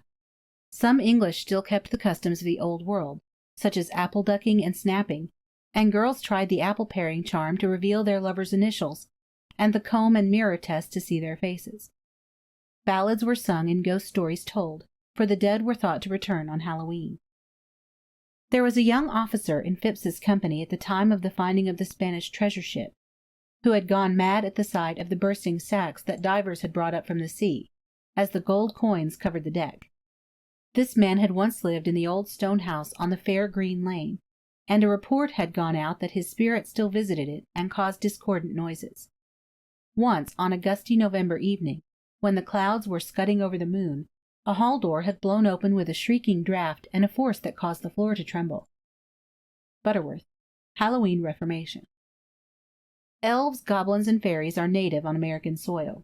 The Indians believed in evil manitous, some of whom were water gods who exacted tribute from all who passed over their lakes. Henry Hudson and his fellow explorers haunted as mountain trolls the Catskill Range. Like Ossian and so many other visitors to the other world, Rip Van Winkle is lured into the strange gathering, and thinks that he passes the night there, wakes, and goes home to find that 20 years have whitened his hair, rusted his gun, and snatched from life many of his boon companions. "My gun must have catched the rheumatics, too. Now that's too bad. Them fellows have gone and stolen my good gun, and leave me this rusty old barrel. Why, is that the village of Falling Waters that I see? Why, the place is more than twice the size it was last night. I don't know whether I am dreaming, or sleeping, or waking." Jefferson, Rip Van Winkle. The persecution of witches, prevalent in Europe, reached this side of the Atlantic in the 17th century. This sudden burst of wickedness and crime was but the common madness of the time, when in all lands that lie within the sound of Sabbath bells a witch was burned or drowned. Longfellow, Giles Corey of the Salem Farms. Men and women who had enemies to accuse them of evil knowledge and the power to cause illness in others were hanged or pressed to death by heavy weights. Such sicknesses they could cause by keeping a waxen image and sticking pins or nails into it, or by melting it before the fire. The person whom they hated would be in torture or would waste away like the waxen doll. Witches' power to injure and to prophesy came from the devil, who marked them with a needle prick. Such marks were sought as evidence at trials. Witches' eyes are of coals of fire from the pit. They were attended by black cats, owls, bats, and toads. Iron, as being a product of fire, was a protection against them, as against evil spirits everywhere. It had a special power when in the shape of a horseshoe. "This horseshoe I will nail upon the threshold. There, ye night hags and witches that torment the neighborhood, ye shall not enter here." Longfellow, Giles Corey of the Salem Farms. The holiday time of elves, witches, and ghosts is Halloween. It is not believed in here except by some children, who people the dark with bogies who will carry them away if they are naughty. Once they was a little boy who wouldn't say his prayers, and when he went up to bed at night away upstairs, his mammy heard him holler and his daddy heard him bawl, and when they turned the covers down he wasn't there at all, and they seeked him in the rafter room and cubby-hole and press, and seeked him up the chimley flue and everywheres, I guess, but all they ever found was this his pants round about, and the gobelins'll get you if you don't watch out. Riley, Little Orphant Annie. Negroes are very suspicious, putting faith in all sorts of supernatural beings. "Blame my trap, how de wind do blow, and dis is de night for de witches' show. Dey's trouble going to waste when the old slut whine, and you hear de cat a-spittin' when the moon don't shine." Riley, When de Folks is Gone. While the original customs of Halloween are being forgotten more and more across the ocean, Americans have fostered them, and are making this an occasion something like what it must have been in its best days overseas. All Halloween customs in the United States are borrowed directly or adapted from those of other countries. All superstitions, everyday ones, and those pertaining to Christmas and New Year's, have special value on Halloween. It is a night of ghostly and merry revelry. Mischievous spirits choose it for carrying off gates and other objects, and hiding them or putting them out of reach. Dear me, Polly, I wonder what them boys will be up to tonight. I do hope they'll not put the gate up on the shed as they did last year. Right. Tom's Halloween Joke. Bags filled with flowers sprinkle the passers-by. Doorbells are rung and mysterious raps sounded on doors. Things thrown into halls and knobs stolen. Such sports mean no more at Halloween than the tricks played the night before the 4th of July have to do with the Declaration of Independence. We see manifested on all such occasions the spirit of free night, of which George von Hartwig speaks so enthusiastically in St. John's Fire. Halloween parties are the real survival of the ancient merrymakings. They are prepared for in secret. Guests are not to divulge the fact that they are invited. Often they come masked as ghosts or witches. The decorations make plain the two elements of the festival. For the centerpiece of the table there may be a hollowed pumpkin, filled with apples and nuts and other fruits of the harvest, or a pumpkin chariot drawn by field mice. So it is clear that this is a harvest party, like Pomona's feast. In the coach rides a witch, representing the other element of magic and prophecy. Jack-o'-lanterns, with which the room is lighted, are hollowed pumpkins with candles inside. The candlelight shines through holes cut like features. So the lantern becomes a bogey and is held up at a window to frighten those inside. Cornstalks from the garden stand in clumps about the room. A frieze of witches on broomsticks, with cats, bats, and owls, surmounts the fireplace, perhaps. A full moon shines over all, and a cauldron on a tripod holds fortunes tied in nutshells. The prevailing colors are yellow and black. A deep yellow is the color of most ripe grain and fruit. Black stands for black magic and demoniac influence. Ghosts and skulls and crossbones, symbols of death, startle the beholder. Since Halloween is a time for lovers to learn their fate, hearts and other sentimental tokens are used to good effect, as the Scotch lads of Burns's time wore love knots. Having marched into the dining room to the time of a dirge, the guests find before them plain, hearty fare: doughnuts, gingerbread, cider, popcorn, apples, and nuts honored by time. The Halloween cake has held the place of honor since the beginning here in America. A ring, key, thimble, penny, and button baked in it foretell respectively speedy marriage, a journey, spinsterhood, wealth, and bachelorhood. Polly was going to be married, Jenny was going on a long journey, and down went the knife against something hard. The girls crowded round. You had a hurt in your throat, and there, in your slice, was the horrid, hateful, big brass thimble. It was more than you could bear, soaking, dripping wet, and an old maid. Bradley. The kitchen is the best place for the rough games and after-supper charms. On the stems of the apples which are to be dipped for may be tied names, for the boys in one tub, for the girls in another. Each searcher of the future must draw out with his teeth an apple with a name which will be like that of his future mate. A variation of the Irish snap apple is a hoop hung by strings from the ceiling, round which at intervals are placed bread, apples, cakes, peppers, candies, and candles. The strings are twisted, then let go, and as the hoop revolves, each may step up and get a bite from whatever comes to him. By the taste he determines what the character of his married life will be, whether wholesome, acid, soft, fiery, or sweet. Whoever bites the candle is twice unfortunate, for he must pay a forfeit too. An apple and a bag of flour are placed on the ends of a stick, and whoever dares to seize a mouthful of apple must risk being blinded by fire. Apples are suspended to one string in a doorway. As they swing, each guest tries to secure his apple. To blow out a candle as it revolves on a stick requires attention and accuracy of aim. The one who first succeeds in threading a needle as he sits on a round bottle on the floor will be first married. 12 candles are lighted and placed at convenient distances on the floor in a row. As the guest leaps over them, the first he blows out will indicate his wedding month. One candle only placed on the floor and blown out in the same way means a year of wretchedness ahead. If it still burns, it presages a year of joy. Among the quieter tests, some of the most common are tried with apple seeds. As in England, a pair of seeds named for two lovers are stuck on brow or eyelids. The one who sticks longer is the true, the one who soon falls the disloyal sweetheart. Seeds are used in this way to tell also whether one is to be a traveler or a stay-at-home. Apple seeds are twice ominous, partaking of both apple and nut nature. Even the number of seeds found in a core has meaning. If you put them upon the palm of your hand and strike it with the other, the number remaining will tell you how many letters you will receive in a fortnight. With 12 seeds and the names of 12 friends, the old rhyme may be repeated. 1 I love, 2 I love, 3 I love I say, 4 I love with all my heart, 5 I cast away. 6 he loves, 7 she loves, 8 they both love, 9 he comes, 10 he tarries, 11 he courts, and 12 he marries. Nuts are burned in the open fire. It is generally agreed that the one for whom the first that pops is named loves. If he loves me, pop and fly. If he hates me, live and die.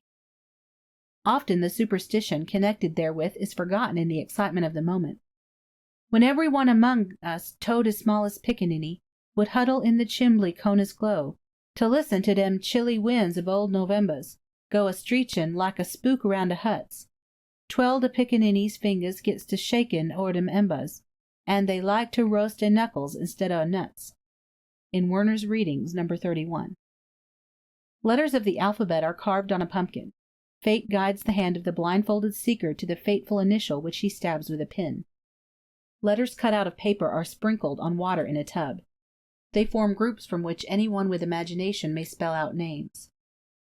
Girls walk down cellar backward with a candle in one hand and a looking-glass in the other, expecting to see a face in the glass. Last night 'twas witching Hallowe'en. Dearest, an apple russet brown, I pared, and thrice above my crown whirled the long skin. They watched it keen, I flung it far, they laughed and cried me shame. Dearest, there lay the letter of your name. Took the mirror then I'm crept, down, down the creaking narrow stair. The milk pans caught my candle's flare, and mice walked soft and spiders slept. I broke the spell, and stood the magic space. Dearest, and in the glass I saw your face. And then I stole out in the night, alone the frogs piped sweet and loud. The moon looked through a ragged cloud. Thrice round the house I sped me light. Dearest, and there, methought, charm of my charms, you met me, kissed me, took me to your arms. Opper, The Charms. There are many mirror tests. A girl who sits before a mirror at midnight on Halloween, combing her hair and eating an apple, will see the face of her true love reflected in the glass. Standing so that through a window she may see the moon in a glass she holds, she counts the number of reflections to find out how many pleasant things will happen to her in the next 12 months. Alabama has taken over the Scotch mirror test in its entirety. A girl with a looking-glass in her hand steps backward from the door out into the yard, saying, "Round and round, O stars so fair, ye travel and search out everywhere. I pray you, sweet stars, now show to me this night who my future husband shall be." She goes to meet her fate. So Leslie backed out at the door, and then we shut it upon her. The instant after we heard a great laugh. Off the piazza she had stepped backward directly against two gentlemen coming in. Dr. Ingleside was one, coming to get his supper. The other was a friend of his. Dr. John Hatain, he said, introducing him by his full name. Whitney, We Girls.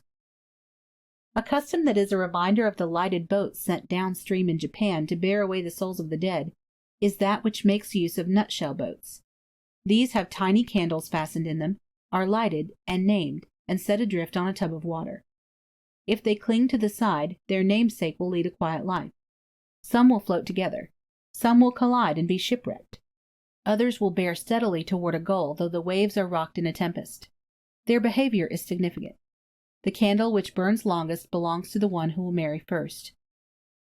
The midsummer wheel, which was rolled down into the Moselle River in France, and meant if the flames that wreathed it were not extinguished, that the grape harvest would be abundant, has survived in the fortune wheel, which is rolled about from one guest to another, and brings a gift to each. The actions of cats on Halloween betoken good or bad luck. If a cat sits quietly beside anyone, he will enjoy a peaceful, prosperous life. If one rubs against him, it brings good luck, doubly good if one jumps into his lap. If a cat yawns near you on Halloween, be alert and do not let opportunity slip by you. If a cat runs from you, you have a secret which will be revealed in 7 days. Different states have put interpretations of their own on the commonest charms. In Massachusetts, the one who first draws an apple from the tub with his teeth will be first married. If a girl steals a cabbage, she will see her future husband as she pulls it up, or meet him as she goes home. If these fail, she must put the cabbage over the door and watch to see whom it falls on, for him she is to marry. A button concealed in mashed potato brings misfortune to the finder. The names of 3 men are written on slips of paper and enclosed in 3 balls of meal. The one that rises first when they are thrown into water will disclose the sought-for name. Maine has borrowed the yarn test from Scotland. A ball is thrown into a barn or cellar and wound off on the hand. The lover will come and help to wind. Girls in New Hampshire place in a row 3 dishes with earth, water, and a ring in them, respectively. The one who blindfolded touches the earth will soon die. Water will never marry. The ring will soon be wedded. To dream of the future on Halloween in Pennsylvania, one must go out of the front door backward. pick up dust or grass, wrap it in paper, and put it under his pillow. In Maryland, girls see their future husbands by a rite similar to the Scotch wedding of the sark sleeve. They put an egg to roast and open wide all the doors and windows. The man they seek will come in and turn the egg. At supper, girls stand behind the chairs, knowing that the ones they are to marry will come to sit in front of them. The South has always been famous for its hospitality and good times. On Halloween, a miniature druid fire burns in a bowl on the table. In the blazing alcohol are put fortunes wrapped in tinfoil, figs, orange peel, raisins, almonds, and dates. The one who snatches the best will meet his sweetheart inside of a year, and all may try for a fortune from the flames. The origin of this custom was the taking of omens from the death struggles of creatures burning in the fire of sacrifice. Another southern custom is adapted from one of Brittany. Needles are named and floated in a dish of water. Those which cling side by side are lovers. Good fortune is in store for the one who wins an apple from the tub, or against whose glass a ring suspended by a hair strikes with a sharp chime. A very elaborate charm is tried in Newfoundland. As the clock strikes midnight, a girl puts the 26 letters of the alphabet, cut from paper, into a pure white bowl which has been touched by the lips of a newborn babe only. After saying, "Kind fortune, tell me where is he who my future lord shall be? From this bowl all that I claim is to know my sweetheart's name," as she puts the bowl into a safe place until morning. Then she is blindfolded and picks out the same number of letters as there are in her own name and spells another from them. In New Brunswick, instead of an apple, a hard-boiled egg without salt is eaten before a mirror, with the same result. In Canada, a thread is held over a lamp. The number that can be counted slowly before the thread parts is the number of years before the one who counts will marry. In the United States, a hair is thrown to the winds with the stanza chanted, "I pluck this lock of hair off my head, to tell whence comes the one I shall wed. Fly, silken hair, fly all the world round, until you reach the spot where my true love is found." The direction in which the hair floats is prophetic. The taste in Halloween festivities is now to study old traditions, and hold a Scotch party, using Burns's poem Hallowe'en as a guide, or to go a-souling as the English used.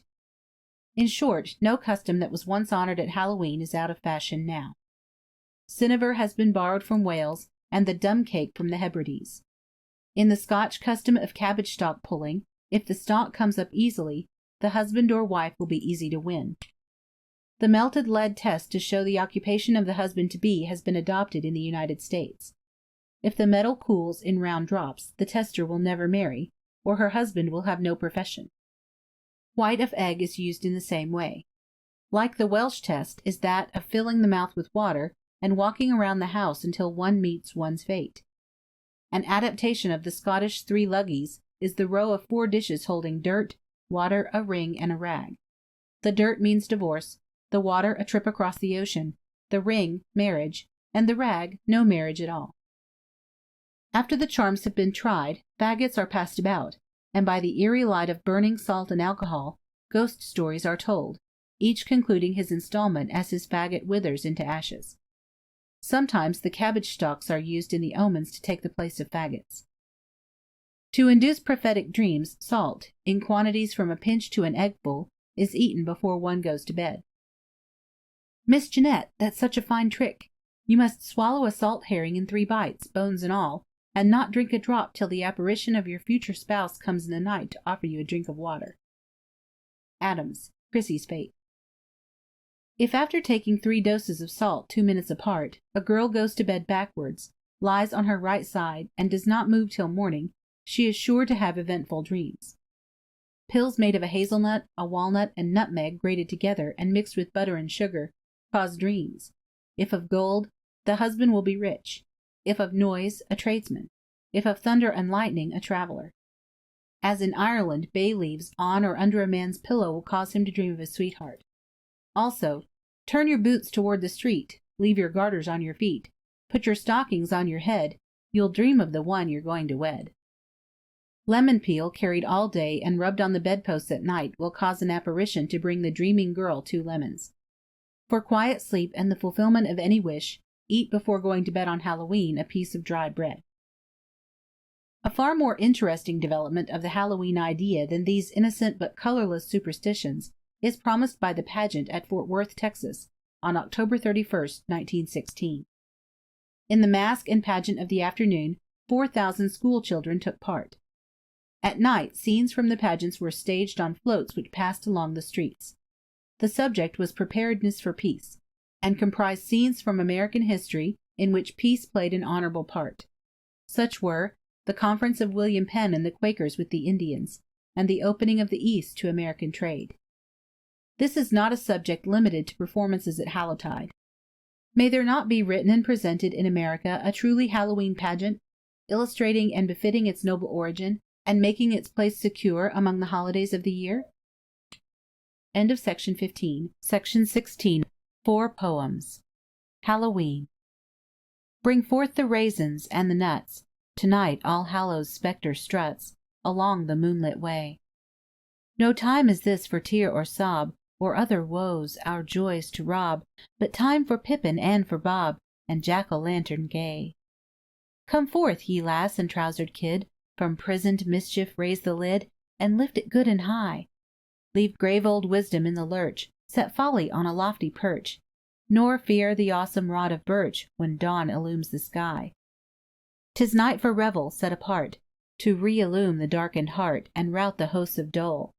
'Tis night when goblin, elf, and fay come dancing in their best array, to prank and roister on the way, and ease the troubled soul. The ghosts of all things past parade, emerging from the mist and shade that hid them from our gaze, and full of song and ringing mirth, in one glad moment of rebirth, again they walk the ways of earth as in the ancient days. The beacon light shines on the hill, the will-o'-wisps the forest fill with flashes filched from noon, and witches on their broomsticks spry speed here and yonder in the sky, and lift their strident voices high unto the hunter's moon. The air resounds with tuneful notes from myriads of straining throats, all hailing Folly Queen. So join the swelling choral throng, forget your sorrow and your wrong, in one glad hour of joyous song to honor Halloween. J.K. Bangs, in Harper's Weekly, November 5th, 1910. Halloween failure. Who's dat peekin' in de dew? Set my heart a-beatin'. Thought I see a spook for show, on my way to meeting. Heerd a rustlin' all around, trees all sort of jiggled, and along the frosty ground funny shadders wiggled. Who's dat by de windersill, gettin' sort of skeery? Feets is feelin' kind of chill, eyes is sort of teary. Most nervous as a coon when de dogs is barkin', or a widder when some spoon comes along a-sparkin'. What's dat creepin' up de road, quiet like a ferret, hoppin' softly as a toad? Maybe it's a spirit. Lordy, hope dey ain't no ghosts come to tell me howdy. I ain't got no use for those phantoms damp and cloudy. What's dat standin' by de fence, wid its eyes a-yearnin', drivin' out my common sense wid its glances burnin'?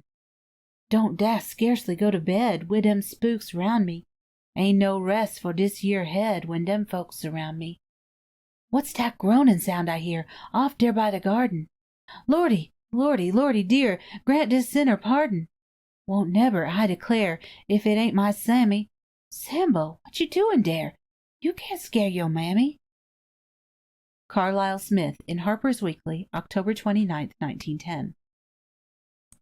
Halloween. Pixie, kobold, elf, and sprite are all on their rounds tonight. In the wan moon's silver ray thrives their helter-skelter play. Fond of cellar, barn, or stack, true unto the almanac, they present to credulous eyes strange hobgoblin mysteries. Cabbage stumps, straws wet with dew, apple skins and chestnuts too, and a mirror for some lass show what wonders come to pass. Doors they move and gates they hide, mischiefs on moonbeams ride, are their deeds, and by their spells love records his oracles. Don't we all of long ago, by the ruddy fireplace glow, in the kitchen and the hall, those queer coof-like pranks recall? Eerie shadows they were then, but tonight they come again. Were we once more but 16, precious would be Halloween. Joel Benton, in Harper's Weekly, October 31st, 1896. Hallowe'en. A gypsy flame is on the hearth, sign of this carnival of mirth. Through the dun fields and from the glade flash merry folk in masquerade. It is the witching Hallowe'en. Pale tapers glimmer in the sky, the dead and dying leaves go by. Dimly across the faded green, strange shadows, stranger shades are seen. It is the mystic Hallowe'en. Soft gusts of love and memory beat at the heart reproachfully.